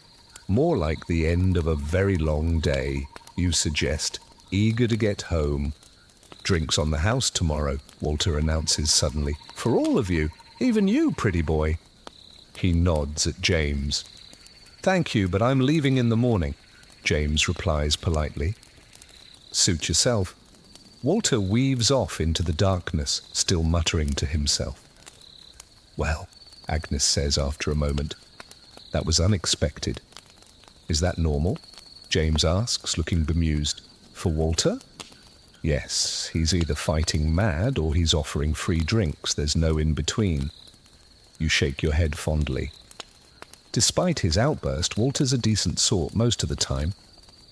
You continue on toward home, James still accompanying you, despite the fact that the monastery is in the opposite direction.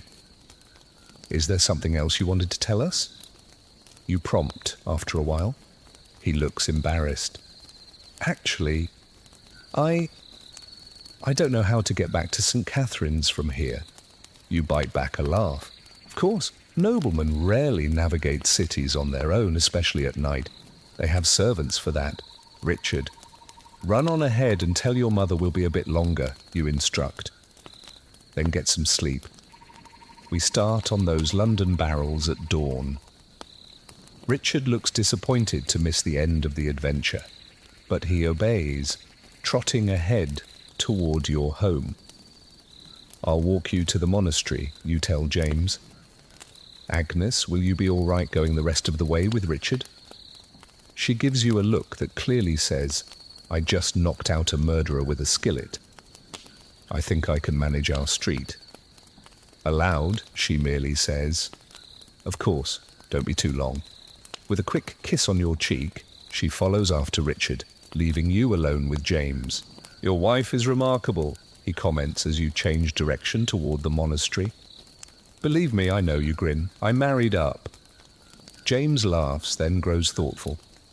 I'm supposed to marry Lord Huffington's daughter next spring. I've met her twice. She seems appropriate. Appropriate, you raise an eyebrow. Well-bred, educated in the feminine arts, properly devout. He sighs. She's nothing like the women I met tonight. Like Eliza, you guess. He flushes. She was direct, honest. She called me on my privilege without any fear. That's common folk for you. We can't afford the luxury of dancing around the truth. The streets are almost empty now as you approach the better part of town. The air smells cleaner here, with fewer open sewers and more gardens hidden behind high walls. Can I ask you something? James says after a while. Go ahead. Are you happy? With your life, I mean. The question catches you off guard. It's not something medieval people typically ponder. Life is what it is, predetermined by birth, shaped by God's will. Happiness isn't really the point. I have work I'm good at, you reply slowly. A wife I love. Food, most days. It could be worse. But the hardship, James presses, the uncertainty, the mess of it all, you just shrug. It's all I've ever known. What about you? Are you happy in your gilded cage? He looks startled by the question, clearly unused to such directness from a commoner. I don't know, he admits. I have everything I could possibly want, except for freedom. Freedom's overrated when you're starving, you point out. And comfort is meaningless when every choice in your life is made for you. You walk in silence for a while, each of you considering the other's perspective. The moon emerges from behind the clouds, illuminating the street with a silver light. What will happen to them? James asks eventually. William, Blackwell, the others. A trial, then an execution, you reply. Probably a public one, as a warning. And Giles? The worst death they can devise. He killed a man. James shudders. Medieval justice is so harsh. You raise an eyebrow at his phrasing. Just medieval? It's the only justice we have. I meant... He stops, flustered. Of course. The monastery comes into view up ahead, its walls pale in the moonlight, a fortress of faith offering sanctuary to those who are deemed worthy. The bells begin to toll for midnight prayers. The monks don't sleep through the night. They rise for devotions at regular intervals. Here we are, you announce, unnecessarily. James hesitates at the gate. Would you join me for a drink first? There's a small tavern just there. He points to a modest building across from the monastery. I feel our adventure deserves a proper conclusion. You should say no, you're exhausted, you're bruised, and Agnes is waiting. But curiosity wins out.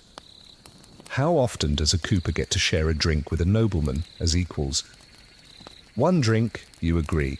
The tavern, the Pilgrim's Rest, is nothing like the rowdy establishments you visited tonight.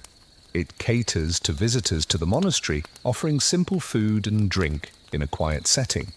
At this hour, it's nearly empty. You take a small table in the corner. James orders wine, but not the finest they have, which surprises you. He's learning. To unlikely allies, he proposes, raising his cup. To surviving the night, you counter, touching your cup to his. The wine is better than anything served at the boar's head. You sip it slowly, savouring the rare treat. I've been thinking about Martin, James says suddenly. The Chandler. What about him? He died because he discovered something by accident. He was in the wrong place at the wrong time. If it had been me instead, you would have been protected by your name and your wealth. You finish. Until they could frame you, at least. Exactly. James looks troubled. Is that justice? You snort? No, that's life. Justice is rare, even with the constables and the courts doing their best. It shouldn't be that way. Now you laugh outright. Are you planning to change the world, my lord?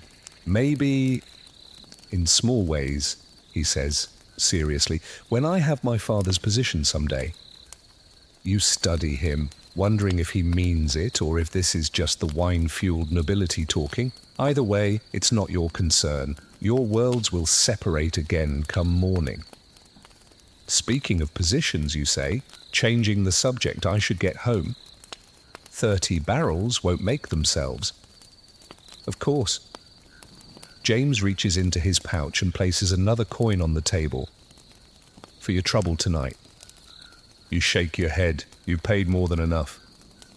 Consider it an investment, then, in our unlikely friendship. You almost correct him.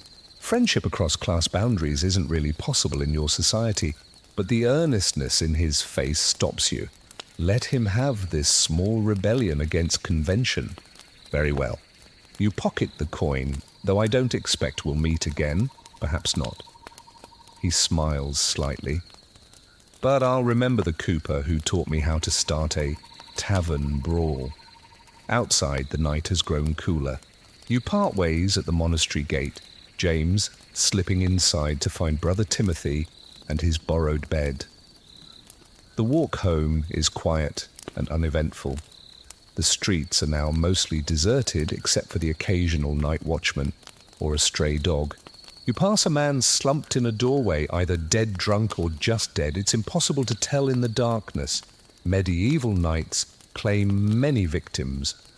Your thoughts turn to Martin the Chandler, floating face down in the mill pond, a life ended over greed and secrets. In the morning, his widow will arrange his burial. The town will gossip about his connection to the counterfeiters, and within a week, he'll be largely forgotten. Another medieval statistic. By contrast, the arrests of William and Merchant Blackwell will cause a sensation. Their trials will be public, their executions well attended. Crime among the better classes is always more interesting to the masses. And what of you? Tonight's adventure will make a good story to tell in the taverns, carefully edited to remove James's involvement, of course. But tomorrow brings ordinary life again. Barrels to make, taxes to pay, survival to ensure. Your home appears up ahead, a small building with your workshop attached. A faint light glows from within. Agnes waiting up despite the late hour. The sight fills you with a sense of warmth. In a world of uncertainty, some things remain constant. You're about to enter when something makes you pause and look back. The town is sleeping under the stars, its crooked buildings and narrow streets transformed by the moonlight into something almost beautiful. In a few hours, it will wake up again, resuming its chaotic, vibrant life. For all its hardships and its dangers, this medieval world is yours. Its taverns and its alehouses, its music and its stories, its rough justice and its rougher pleasures. They make up the fabric of existence, as they have for generations before you, and as they will for generations to come. You think of James returning to his world of privilege and constraint. For all his wealth, he'll never know the simple satisfaction of a hard day's work, followed by a well-earned ale among friends. He'll never experience the raw, unfiltered life of the common folk, with their bawdy songs and their urgent pleasures. With a small smile, you push open your door, ready to face Agnes's questions and concerns. Tomorrow will bring consequences for tonight's adventures, but for now, you've survived another medieval night out, with a few more coins in your pocket and a story worth telling. In the soft glow of a single candle, Agnes looks up from her mending, relief washing over her face at the sight of you. "You're back," she says simply. "I'm home," you agree. The distinction is an important one in the medieval world, with all its perils and uncertainties. Having a home to return to is no small blessing. Agnes rises to check you for new injuries, her hands gentle but thorough. Any more trouble? None? You catch her hands in yours and kiss them. Just a final drink with our noble friend? She raises an eyebrow, but she doesn't question you further. One of the many reasons you love her. Richard's already asleep, she informs you, though he tried to stay up. Kept saying he needed to record the night's adventures for posterity. You laugh softly. The boy's got grand ideas, like his master. She smiles, the candlelight softening the lines of worry that the night had etched into her face. Come to bed. Dawn comes early. As you follow her to your simple sleeping area, just a curtained-off section of the main room, you reflect on how different this is from the monastery accommodations that James is enjoying. Your mattress is filled with straw, your blankets are rough wool, but Agnes will be there, warm and real, right beside you. Some luxuries can't be bought with noble birth or royal favour. You shed your dirty clothes, wincing at the bruises that are already forming from your fight with Giles. Agnes notices and reaches for a small pot of salve. Hold still, she instructs, applying the pungent ointment to the worst spots. It smells of herbs and beeswax, the medieval equivalent of first aid. "What do you think will happen to Eliza?" you ask as she works. Agnes sighs.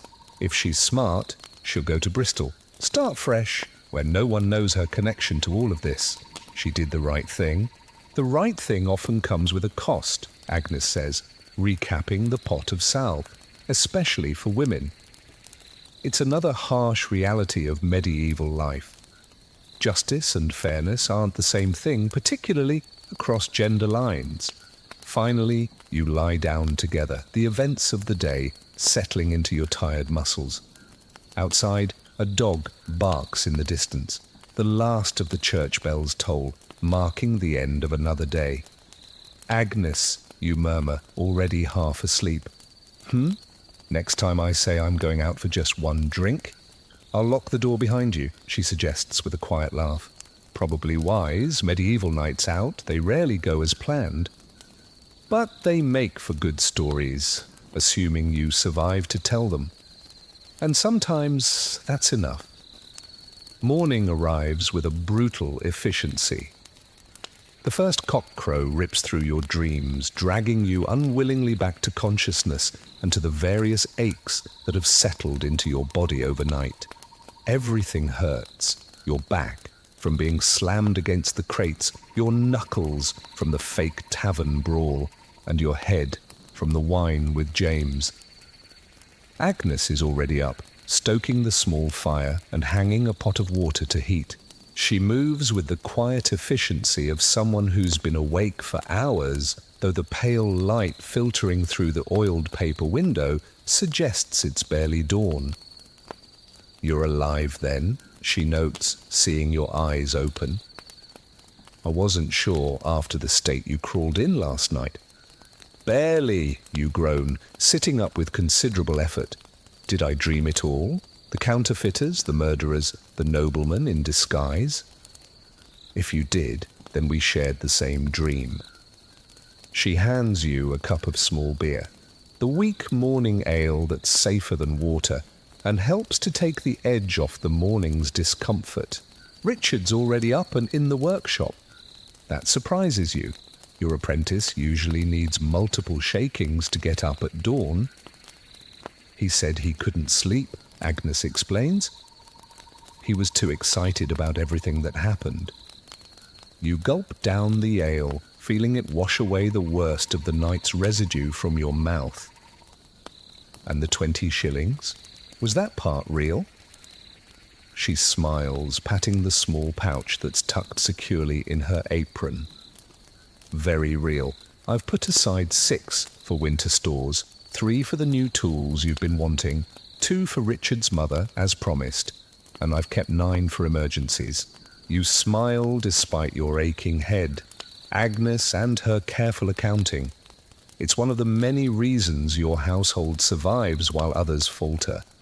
Medieval economics leaves very little room for error, especially for craftsmen like yourself.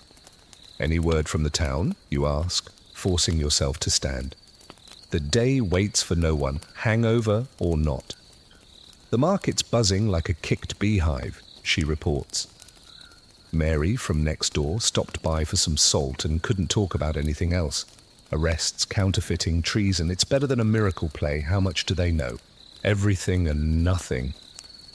It depends on who's telling the story. Agnes shrugs. Some are saying William was running the whole operation himself. Others claim Blackwell was the mastermind. No one's mentioned us, though. Small mercies. The last thing you need is to be summoned as a witness in a treason trial. What about Eliza and Walter? The Boar's Head is closed today. That's unusual for them.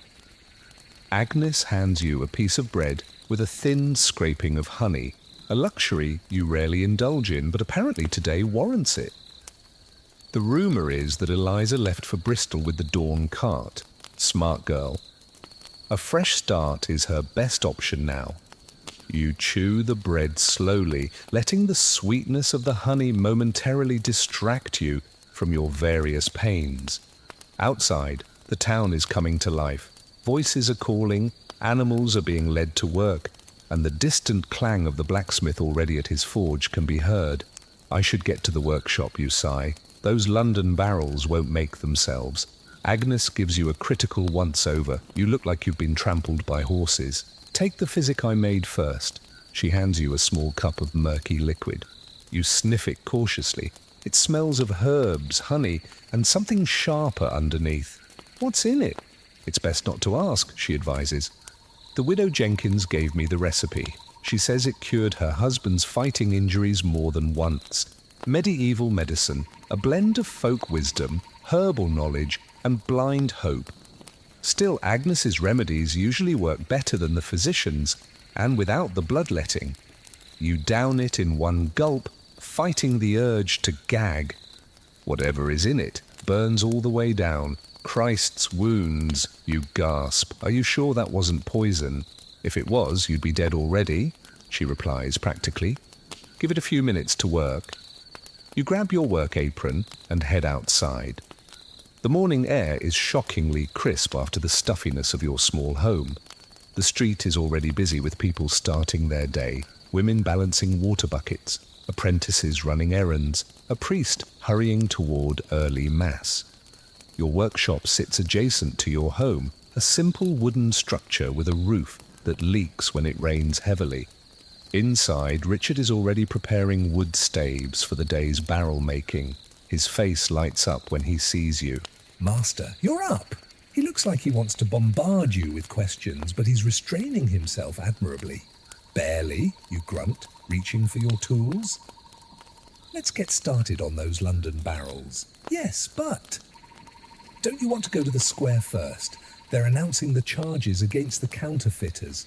Of course he wants to witness the spectacle. Medieval justice is public business, part deterrent, part entertainment. You're about to refuse when you realise you're curious yourself. Besides, the physic Agnes gave you needs some time to work before you trust yourself with sharp tools. Fine, you relent. But just for a moment... Richard practically bounces with excitement as you walk together toward the town square. The medicine is beginning to take effect, replacing the worst of your pain with a peculiar kind of warmth. Whatever the widow Jenkins put in that concoction, it's potent. The square is packed with people by the time you arrive, a sea of bodies pressed together to hear the town crier.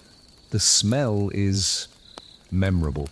Hundreds of unwashed bodies in the morning sun. most of them having just left homes where bathing is a monthly event, at best. You're suddenly very aware of your own stale tavern smell from last night. There he is! Richard points to a raised platform where the town crier, resplendent in his official livery, is preparing to make an announcement. Beside him stand several night watchmen, looking important in their leather jerkins with the town's insignia. The constable himself is present, a rare sight that suggests the seriousness of the matter. Hear ye, the crier bellows, his voice carrying across the crowd. By order of His Majesty's court, the following persons stand accused of high treason through the counterfeiting of the king's currency. A murmur runs through the crowd. Treason trials are rare entertainment. William Stanton, tax collector, the crier announces. A mix of jeers and gasps is heard. A royal official involved in a crime is always scandalous. Edmund Blackwell, merchant. This generates true shock. Blackwell was respected, wealthy, established. His fall will be talked about for generations. Giles Fletcher, known criminal. Surprise here. A man with a scar and a reputation for violence fits everyone's idea of a villain. And 6 accomplices, the crier finishes, naming several people you don't recognize, probably workers and servants who assisted in the operation. The accused will stand trial 3 days hence, he continues. Witnesses with information are commanded to present themselves to the constable. You exchange a glance with Richard. So far, there's been no mention of you, Agnes, or James. Perhaps you'll avoid involvement after all. Additionally, the crier adds, the murder of Martin Chapman Chandler has been attributed to the accused Giles Fletcher. His wife and children will receive compensation from the seized assets of the criminals. That's unexpected. Medieval justice rarely compensates the families of victims. Perhaps James had something to do with it, a quiet word in the right ear. Their punishment will be death, then, asks a woman near you. Drawn and quartered for the ringleaders, replies a man confidently. Hangings too good for traitors. They say Blackwell's wife knew nothing, comments another. She collapsed when they took him away. The crowd buzzes with similar conversations, speculation mixing with outrage, and a certain grim satisfaction. Everyone loves to see the mighty fall, especially when it reinforces the belief that wickedness is punished eventually. Excuse me, Cooper, you turn to find a young man in the constable's livery at your elbow. Your heart sinks. So much for avoiding involvement. The constable requests your presence, he says formally, and your apprentice. Richard looks simultaneously terrified and thrilled. You just feel tired. Now, you ask? If you please, the young man replies, making it clear that it's not a request. You follow him through the crowd, people parting curiously to let you pass. Nothing draws attention in a medieval town quite like being summoned by the authorities. The constable's headquarters is a stone building near the town hall, one of the few structures that isn't primarily made of wood. Inside, it smells of parchment, ink, and the particular mustiness of rarely opened windows. You're led to a small room where the constable himself sits behind a desk that's scattered with documents. He's a portly man with a perpetually harried expression. Keeping order in a medieval town is, for the most part, a futile exercise. You're the cooper, he says, looking up. And the apprentice? Sit. You both obey, taking the rough wooden stools opposite his desk. I understand you were involved in last night's events, he begins, without preamble. We witnessed some things, you say, cautiously. According to the night watchman, you did considerably more than just witness. He shuffles through some papers, something about alerting them to counterfeit coins being loaded into barrels. Richard can't contain himself. We discovered the whole operation, sir. The tax collector, the merchant, the murder of Martin. You elbow him sharply. We happened to observe some suspicious activity and reported it, as any loyal subjects would. The constable looks between the two of you, clearly not believing your modesty, but appreciating your discretion. The young nobleman, he says after a moment. He's gone, you nod. Back to his father's estate, I believe. Convenient. The constable leans back. His name appears nowhere in my reports. It's almost as if he was never here. Perhaps he wasn't, you suggest blandly. A thin smile crosses the constable's face. Indeed. It's much simpler that way. He taps his fingers on the desk. However, I still need statements from you both, for the official record. For the next hour, you and Richard give carefully edited versions of the night's events, omitting any mention of James or his stolen ring. The constable takes notes, occasionally asking questions that suggest he knows more than he's letting on. And the tavern girl? He asks finally. The one who allegedly stole some items from a patron. We heard she's left town, you reply. Family in Bristol, I believe. He nods slowly. So I've been told. Convenient timing. The timing of many things has been convenient, you observe. The constable actually laughs at that. Indeed it has. He sets down his quill. Very well. I have what I need. You're not required at the trial unless you're summoned, which I doubt you will be. The evidence against the accused is substantial. You stand ready to escape, but the constable raises a hand. One more thing. There's been talk of a reward for information that led to the breaking of this counterfeiting ring. Your interest perks up, despite yourself. More money would certainly be welcome. Since the nobleman who was robbed seems to have vanished, the constable continues with deliberate emphasis, and the girl who did the robbing has left town, I find myself with some unclaimed funds that should rightfully go to those who helped bring these criminals to justice. He reaches into a drawer and produces a small but heavy pouch. 20 shillings. You can divide it as you see fit between yourselves and your wife. You accept the pouch with a mixture of surprise and gratitude. Combined with James's payment, this is more money than you typically see in half a year. Thank you, you say, sincerely. The constable just nods. Justice serves those who serve justice, he says. Then he ruins the dignified moment by adding, "Now get out. I have 9 more witnesses to question before midday." Outside, Richard can barely contain his excitement. "Another 20 shillings. We're rich." "We're not rich," you correct him. "We're just slightly less poor than we were yesterday." "What will you spend it on?" he asks eagerly. You consider the question as you walk back toward your workshop. Medieval life offers limited options for spending money: food, shelter, tools, perhaps a few small comforts. There are no exotic vacations or fancy gadgets to tempt you. A new roof for the workshop, you decide. And maybe some better wood for those London barrels. Richard looks disappointed by your practicality, but you've lived through enough lean winters to know that survival always trumps luxury. And perhaps, you add, seeing his fallen face, a small celebration at the Prancing Pony when the work is done. Mary did offer us free drinks after all. His expression brightens immediately. Do you think they'll let me tell the story of our adventure? I've been working on how to describe the fight with Giles. With considerable exaggeration, I expect, you say, dryly. Only the boring parts need exaggeration, he protests. You laugh, despite yourself. The boy has a point. As you return to the workshop, Agnes meets you at the door, her expression worried. What happened? People said the constable summoned you. He was just taking our statements, you assure her, handing over the second money pouch and giving us a reward for our help. Her eyes widen as she feels the weight of the pouch. More? Another 20 shillings. She crosses herself reflexively. God's providence or the constable's pragmatism, you think, but you don't say it. Either way, your family's financial situation has improved dramatically overnight. Back to work now, you tell Richard firmly.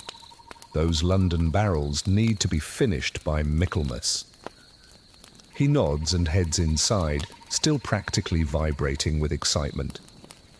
You start to follow, but you pause when Agnes touches your arm. There's something else, she says quietly. A monk came from St. Catherine's while you were gone. He left this. She hands you a small, folded paper sealed with wax. A proper letter, something that's rarely received by common folk. The seal bears a noble crest that you recognize immediately. From James, you ask, surprised. Agnes nods. The monk said a brother Timothy asked him to deliver it on his way to the market. You break the seal and unfold the letter carefully. The parchment is fine, the ink dark and expensive. The handwriting is elegant, in a way that comes from years of dedicated education to the cooper and his family. My journey home has begun, though I find myself strangely reluctant to return to the life that awaits me. Our adventure, though dangerous, showed me a world I had never truly seen before, despite living alongside it my entire life. I have spoken with the constable regarding Martin Chapman's family. They will be provided for from Blackwell's seized assets. It is a small justice for a life that was taken, but it is better than the nothing they might otherwise have received. Eliza has been given passage to Bristol on a merchant cart in my household's employ. The driver has instructions to see her safely to her family and to provide a small sum to ease her new beginning. She is a remarkable young woman, brave and clear-eyed in a world that offers few rewards for such qualities in her sex. As for yourself, your wife, and your apprentice, I find myself indebted in ways that coin cannot repay. You showed me not only the tavern life I had sought for amusement, but also the courage and the decency that exist beyond the walls of privilege I have known.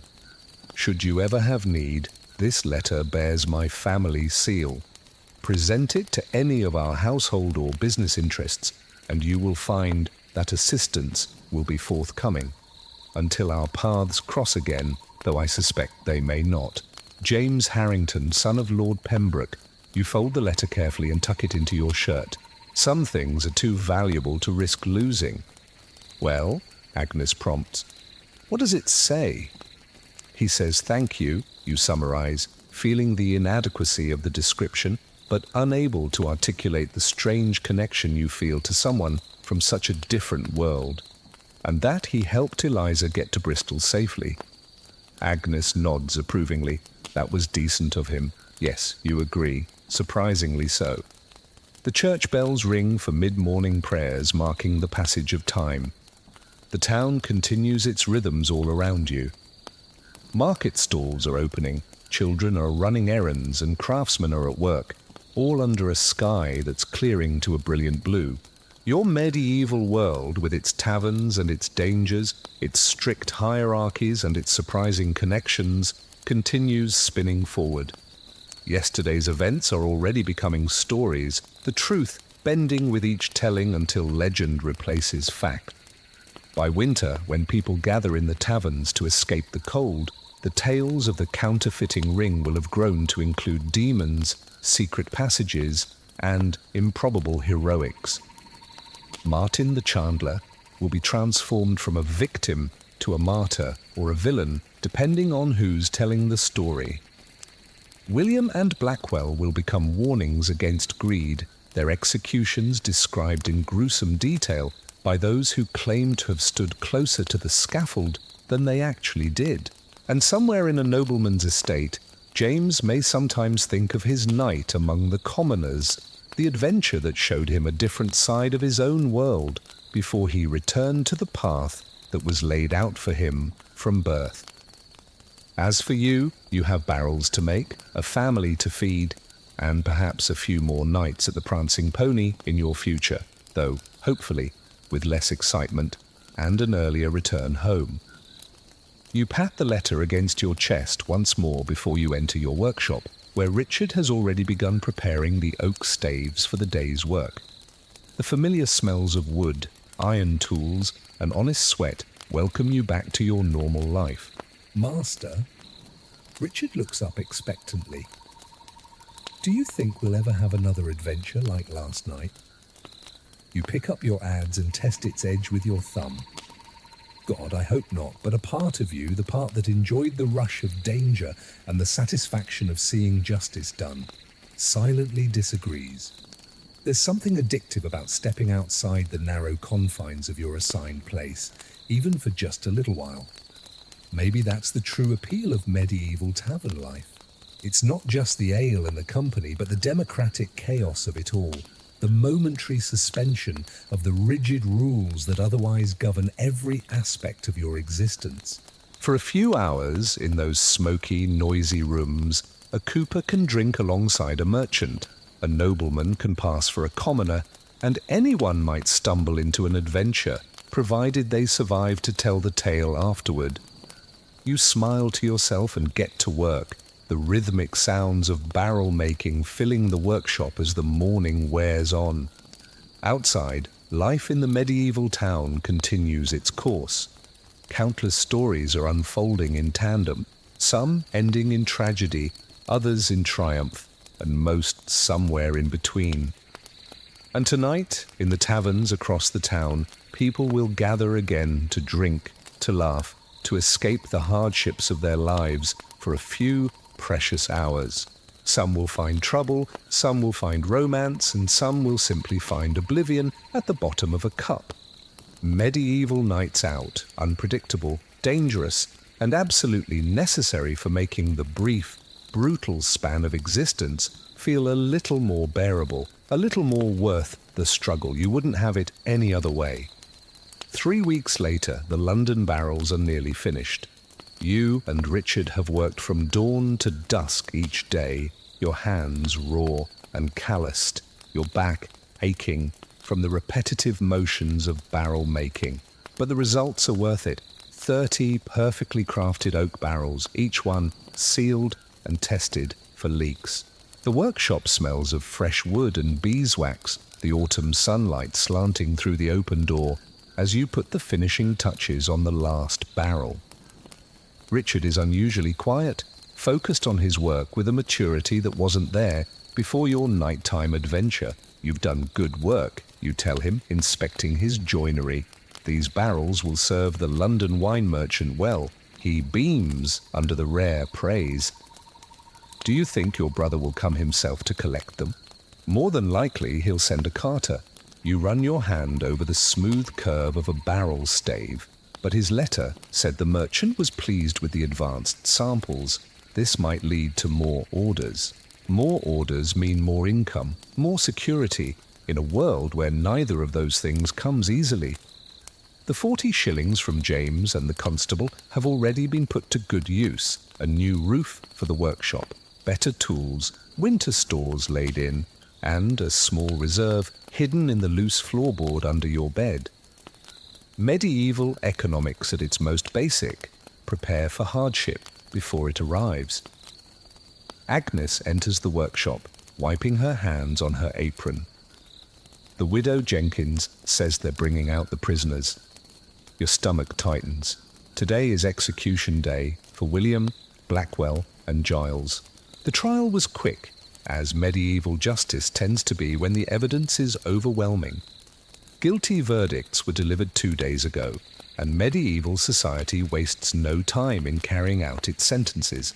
Are you going to watch? Richard asks, his voice caught somewhere between morbid fascination and dread. No, you reply firmly. Public executions are standard entertainment, drawing crowds from miles around. People bring their children, pack picnics, and make a day of it. But you've had enough of death recently. I thought not, Agnes says with approval. I've told the neighbours we're too busy with the London order. A convenient excuse, sparing you the social awkwardness of abstaining from what many consider to be both a civic duty and a public spectacle. Richard looks relieved. For all his excitement about adventure, the reality of watching men be drawn and quartered is beyond even his curiosity. When they're done, he begins hesitantly. We'll go to the Prancing Pony, you finish for him, to celebrate completing the barrels. His face lights up. Despite everything, the allure of tavern life remains strong. The music, the stories, the brief escape from daily burden. As the day progresses, you can track the stages of the execution by the distant sounds from the town square. The roar when the prisoners are brought out, the hushed anticipation during the reading of the charges, and the collective gasps and murmurs during the actual deaths. Finally, the gradual dispersal of the crowd, their voices animated as they dissect every gruesome detail. Medieval death is public, intimate, and thoroughly discussed afterward. By late afternoon, the barrels are complete, arranged in neat rows and awaiting transport. You step back, surveying your work with pride. Craftsmanship is one of the few areas where a medieval commoner can feel a true sense of accomplishment. "They're beautiful," says a voice from the doorway. You turn, surprised to see Walter from the Boar's Head, leaning against the frame. He looks older somehow, the events of recent weeks having left their mark on him. "Walter, you greet him. I didn't expect to see you here." He just shrugs, stepping into the workshop. "The tavern's quiet today. Everyone's at the... you know." He gestures vaguely toward the town. "I thought I'd check if you're still planning to collect those free drinks I promised." "We were heading to the Pony tonight, actually, you admit." Walter nods, unsurprised. "Mary's ale is better than mine, I'll give her that." He runs a hand over one of your finished barrels. "Nice work. I heard you got the London contract. Word travels fast. It's a small town." He hesitates. I had news from Bristol yesterday. Eliza's settled in with her cousin. She's found work at a respectable inn. Relief washes through you. Good. That's good. She wrote that we shouldn't worry. Said some nobleman arranged everything. Walter gives you a pointed look. You wouldn't know anything about that, would you? Me, friends with noblemen? You force a laugh. I'm just a cooper, right? Walter clearly doesn't believe you, but he doesn't press the matter further. Anyway, she seems happy. A fresh start and all that. You nod, understanding the unspoken gratitude that lies beneath his gruff manner. "It's the best thing for her, probably." He straightens up. "Well, the offer still stands if you want those free drinks, though I'd understand if you'd rather not come back to the Boar's Head, considering... We'll be by, you promise?" "Once the London shipment is gone, it's good to support local businesses." He snorts at that, but he seems pleased. "Bring your wife." "My new barmaid makes a decent meat pie. It's nothing fancy, but it's better than my wife's." "Don't tell her I said that," you advise. Walter laughs, the first genuine laugh you've heard from him in weeks. "I'm not a complete fool, am I?" He turns to go, then he pauses. "They're saying Blackwell died well. He refused the hood, faced the crowd, confessed everything. You hadn't asked, but you appreciate the information nonetheless. Medieval executions follow strict protocols, with how one faces death being as important as the dying itself. A good death can partially redeem a misspent life in the public memory. And the others? Walter shakes his head. William wept and begged for his life.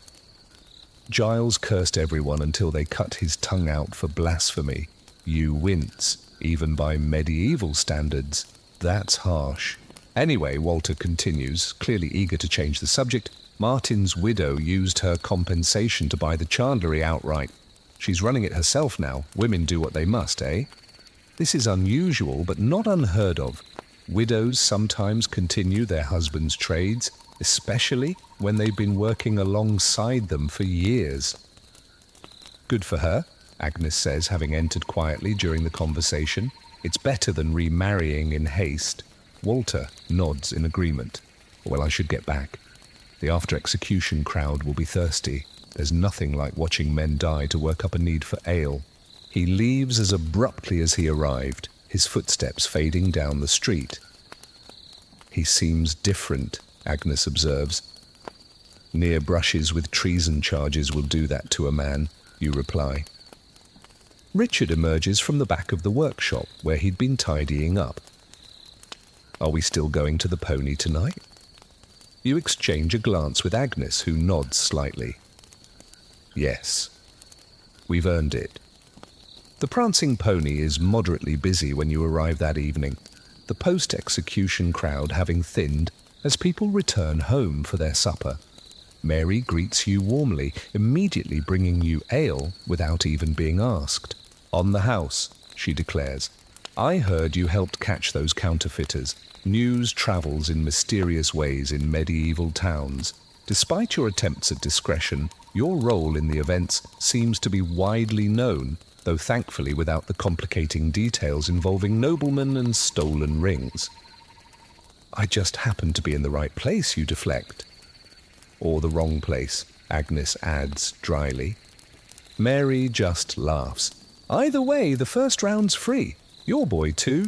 She nods at Richard, who straightens proudly at being called a boy rather than a child.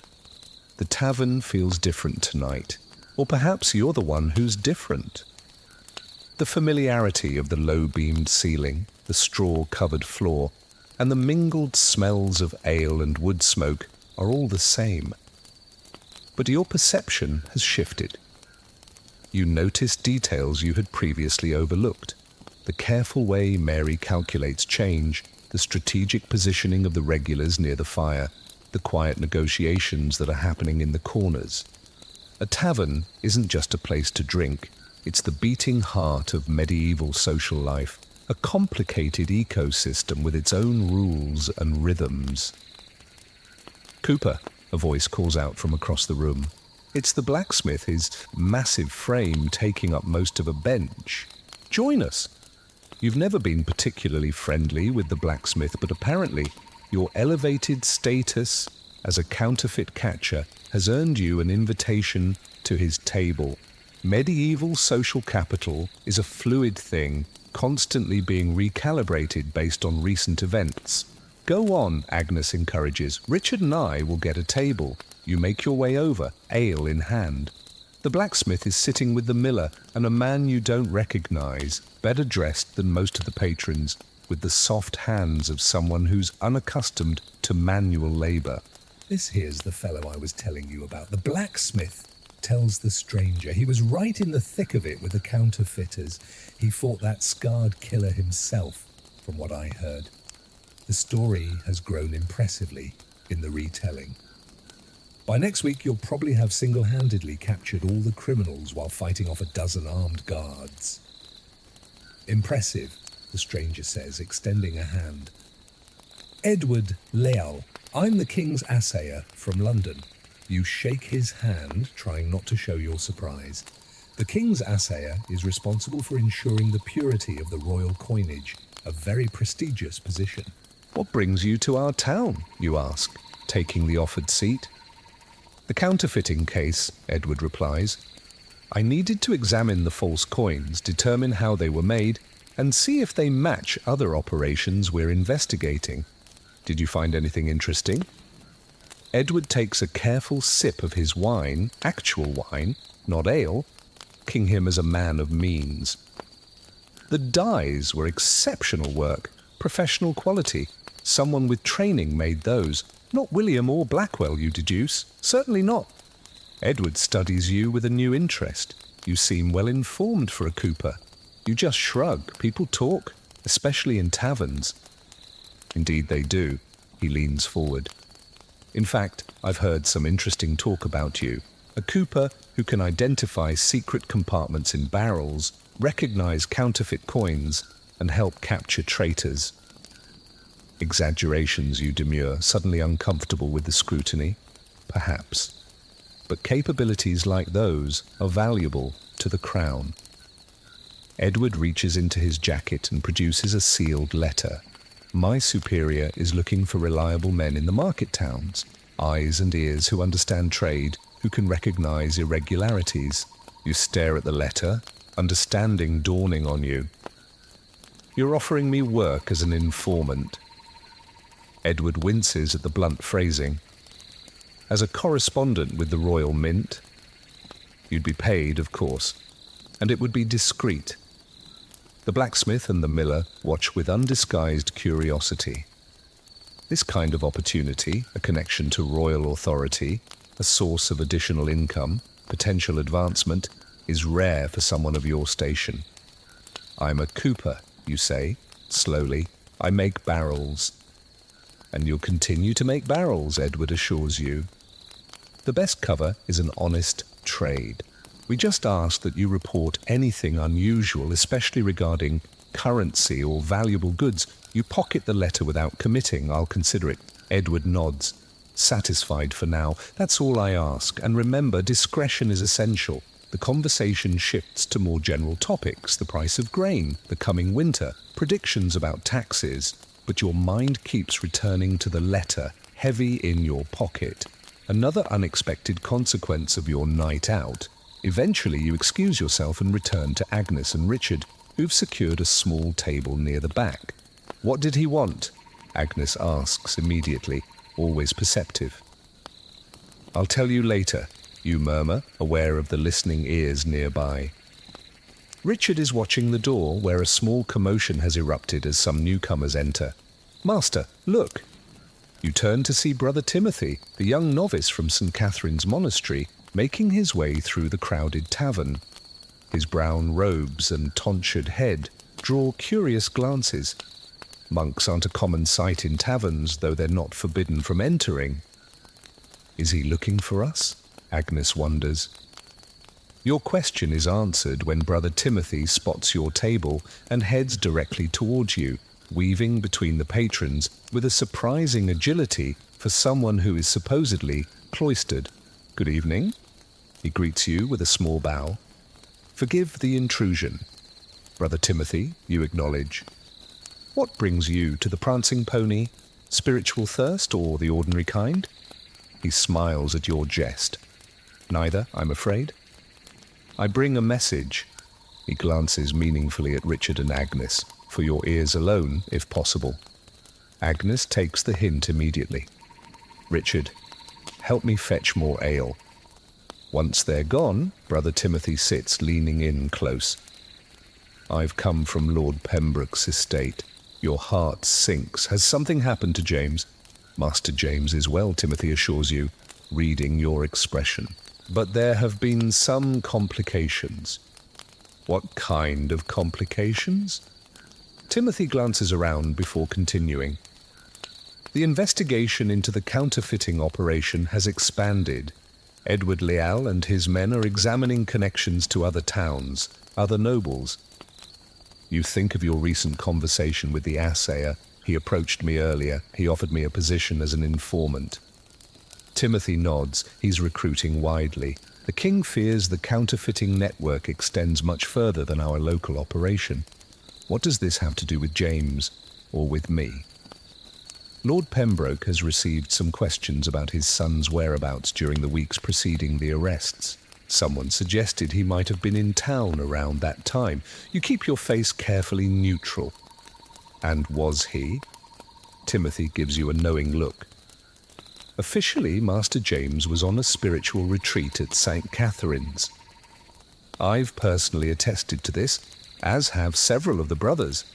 His attendance at daily prayers was exemplary, a convenient fiction provided by the monastery in exchange for what was undoubtedly a generous donation. That's good to hear, you say, carefully. A young nobleman needs spiritual guidance, just like anyone else, indeed. Timothy places a small package on the table. Master James asked me to deliver this with his gratitude for your discretion. You make the package disappear into your shirt without examining it. Medieval taverns have too many curious eyes for such business. Tell him his secret remains safe, you assure Timothy, as does his spiritual devotion. The young monk smiles slightly. I'll convey your message. He rises to leave. Oh, and Cooper, the widow Simmons has decided to apprentice her son to the blacksmith instead. I thought you'd want to know. With that, he slips away through the crowd, leaving you to ponder this final piece of information. The widow Simmons has been trying to place her son in a trade while simultaneously trying to place herself in your bed. The blacksmith apprenticeship solves one of those issues at least. Agnes and Richard return with fresh ale, having deliberately taken their time.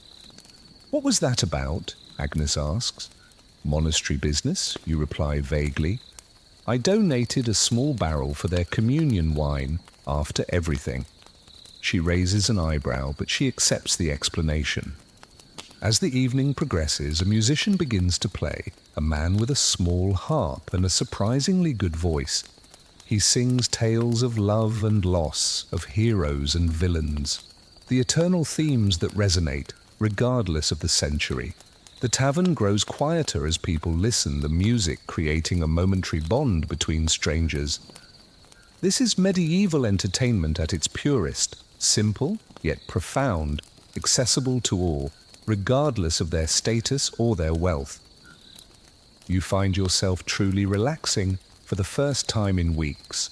The London barrels are finished, the counterfeiting case is resolved, you have coin in your pocket, your family is beside you, and there's ale in your cup. By medieval standards, this is as good as life gets. Later, much later, when the music has ended and the tavern has emptied of all but the most dedicated drinkers, you finally leave for home. The night air is cool and clean after the smoky interior, the stars brilliant above the darkened town. Agnes walks close beside you, and Richard is a few paces ahead, still humming one of the musician's tunes. "You never told me what was in the package," she says quietly. "I haven't looked yet," you admit. "I was waiting until we were home." She nods, understanding. "And the letter from the king's assayer?" "News travels fast," you observe with a smile. "Mary's cousin is married to the miller," she explains. "I hear things, of course she does. The medieval women's network of information is as effective as any royal intelligence service, if less formally acknowledged. It's an offer of employment," you tell her. "As an informant." Agnes considers this silently for several steps. "Will you take it? What do you think?" She squeezes your arm gently. "I think we've had enough excitement recently. Barrels are safer than royal intrigues." You nod in agreement. My thoughts, exactly. When you reach home, Richard bids you good night and heads for his small sleeping space in the loft above the workshop. He's asleep almost instantly, the combination of hard work, ale, and music having done its work.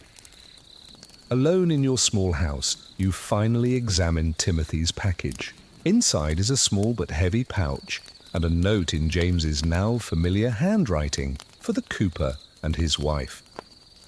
"May your tavern nights henceforth be peaceful ones." The pouch contains 10 gold coins. It's more money than you would normally see in several years. Combined with your previous windfalls, you're now wealthier than many of your fellow craftsmen. "What will we do with it?" Agnes asks, her eyes wide at the sight of the gold. You consider the question carefully. "We'll save most of it. Perhaps expand the workshop eventually." You pause, and maybe. "We'll visit the Gilded Cup just once. Just to see what wine tastes like when it's served in actual silver cups." Agnes laughs. "A cooper and his wife at the Gilded Cup? We'd cause a scandal." "Maybe that's not such a bad thing," you suggest. "Medieval society could use a little shaking up now and then." She kisses you in response, a rare display of affection outside the privacy of your bed. "You're a strange man, Cooper. But I wouldn't have you any other way." Later, lying in your bed with Agnes breathing softly beside you, you reflect on the nature of medieval nightlife. The taverns and alehouses serve as more than just places to drink. They're where social boundaries blur, where adventures begin, where the rigid structure of medieval society briefly loosens its grip. In the darkness of an alehouse, a cooper can solve crimes, a nobleman can walk among the commoners, and a tavern girl can change her fate with a bold decision. The possibilities expand with each cup, for better or for worse. Outside, the town sleeps. Tomorrow will bring routine again. Barrels to make, bread to bake, trades to ply. The medieval world will resume its familiar patterns, the social order reasserting itself in the daylight. But the nights belong to the taverns, where stories are born, fortunes change, and ordinary people can briefly taste extraordinary possibilities. Your eyes grow heavy as sleep approaches. Perhaps you'll visit the Boar's Head tomorrow to collect those promised free drinks. Or maybe the Prancing Pony again to hear more music. Or even with your newfound wealth, you might venture into the Gilded Cup to see how the other half drinks. Whatever tavern calls to you next, you'll approach it with a new appreciation for the complex world that's hidden within its walls, and with a firm resolve to come home at a reasonable hour. As you drift towards sleep, the sounds of the medieval night fade, the distant church bells marking the hours, the occasional call of the night watch, the rustle of wind through the thatch. Medieval nights out. Dangerous, unpredictable, and essential parts of a world that is both utterly foreign and surprisingly familiar. A world where a simple tavern might contain more stories, more humanity, and more life in its cramped, smoky confines than all the king's palaces combined. Your breathing deepens as sleep finally claims you, carrying you away from taverns and troubles alike, at least until dawn brings another day in your medieval life.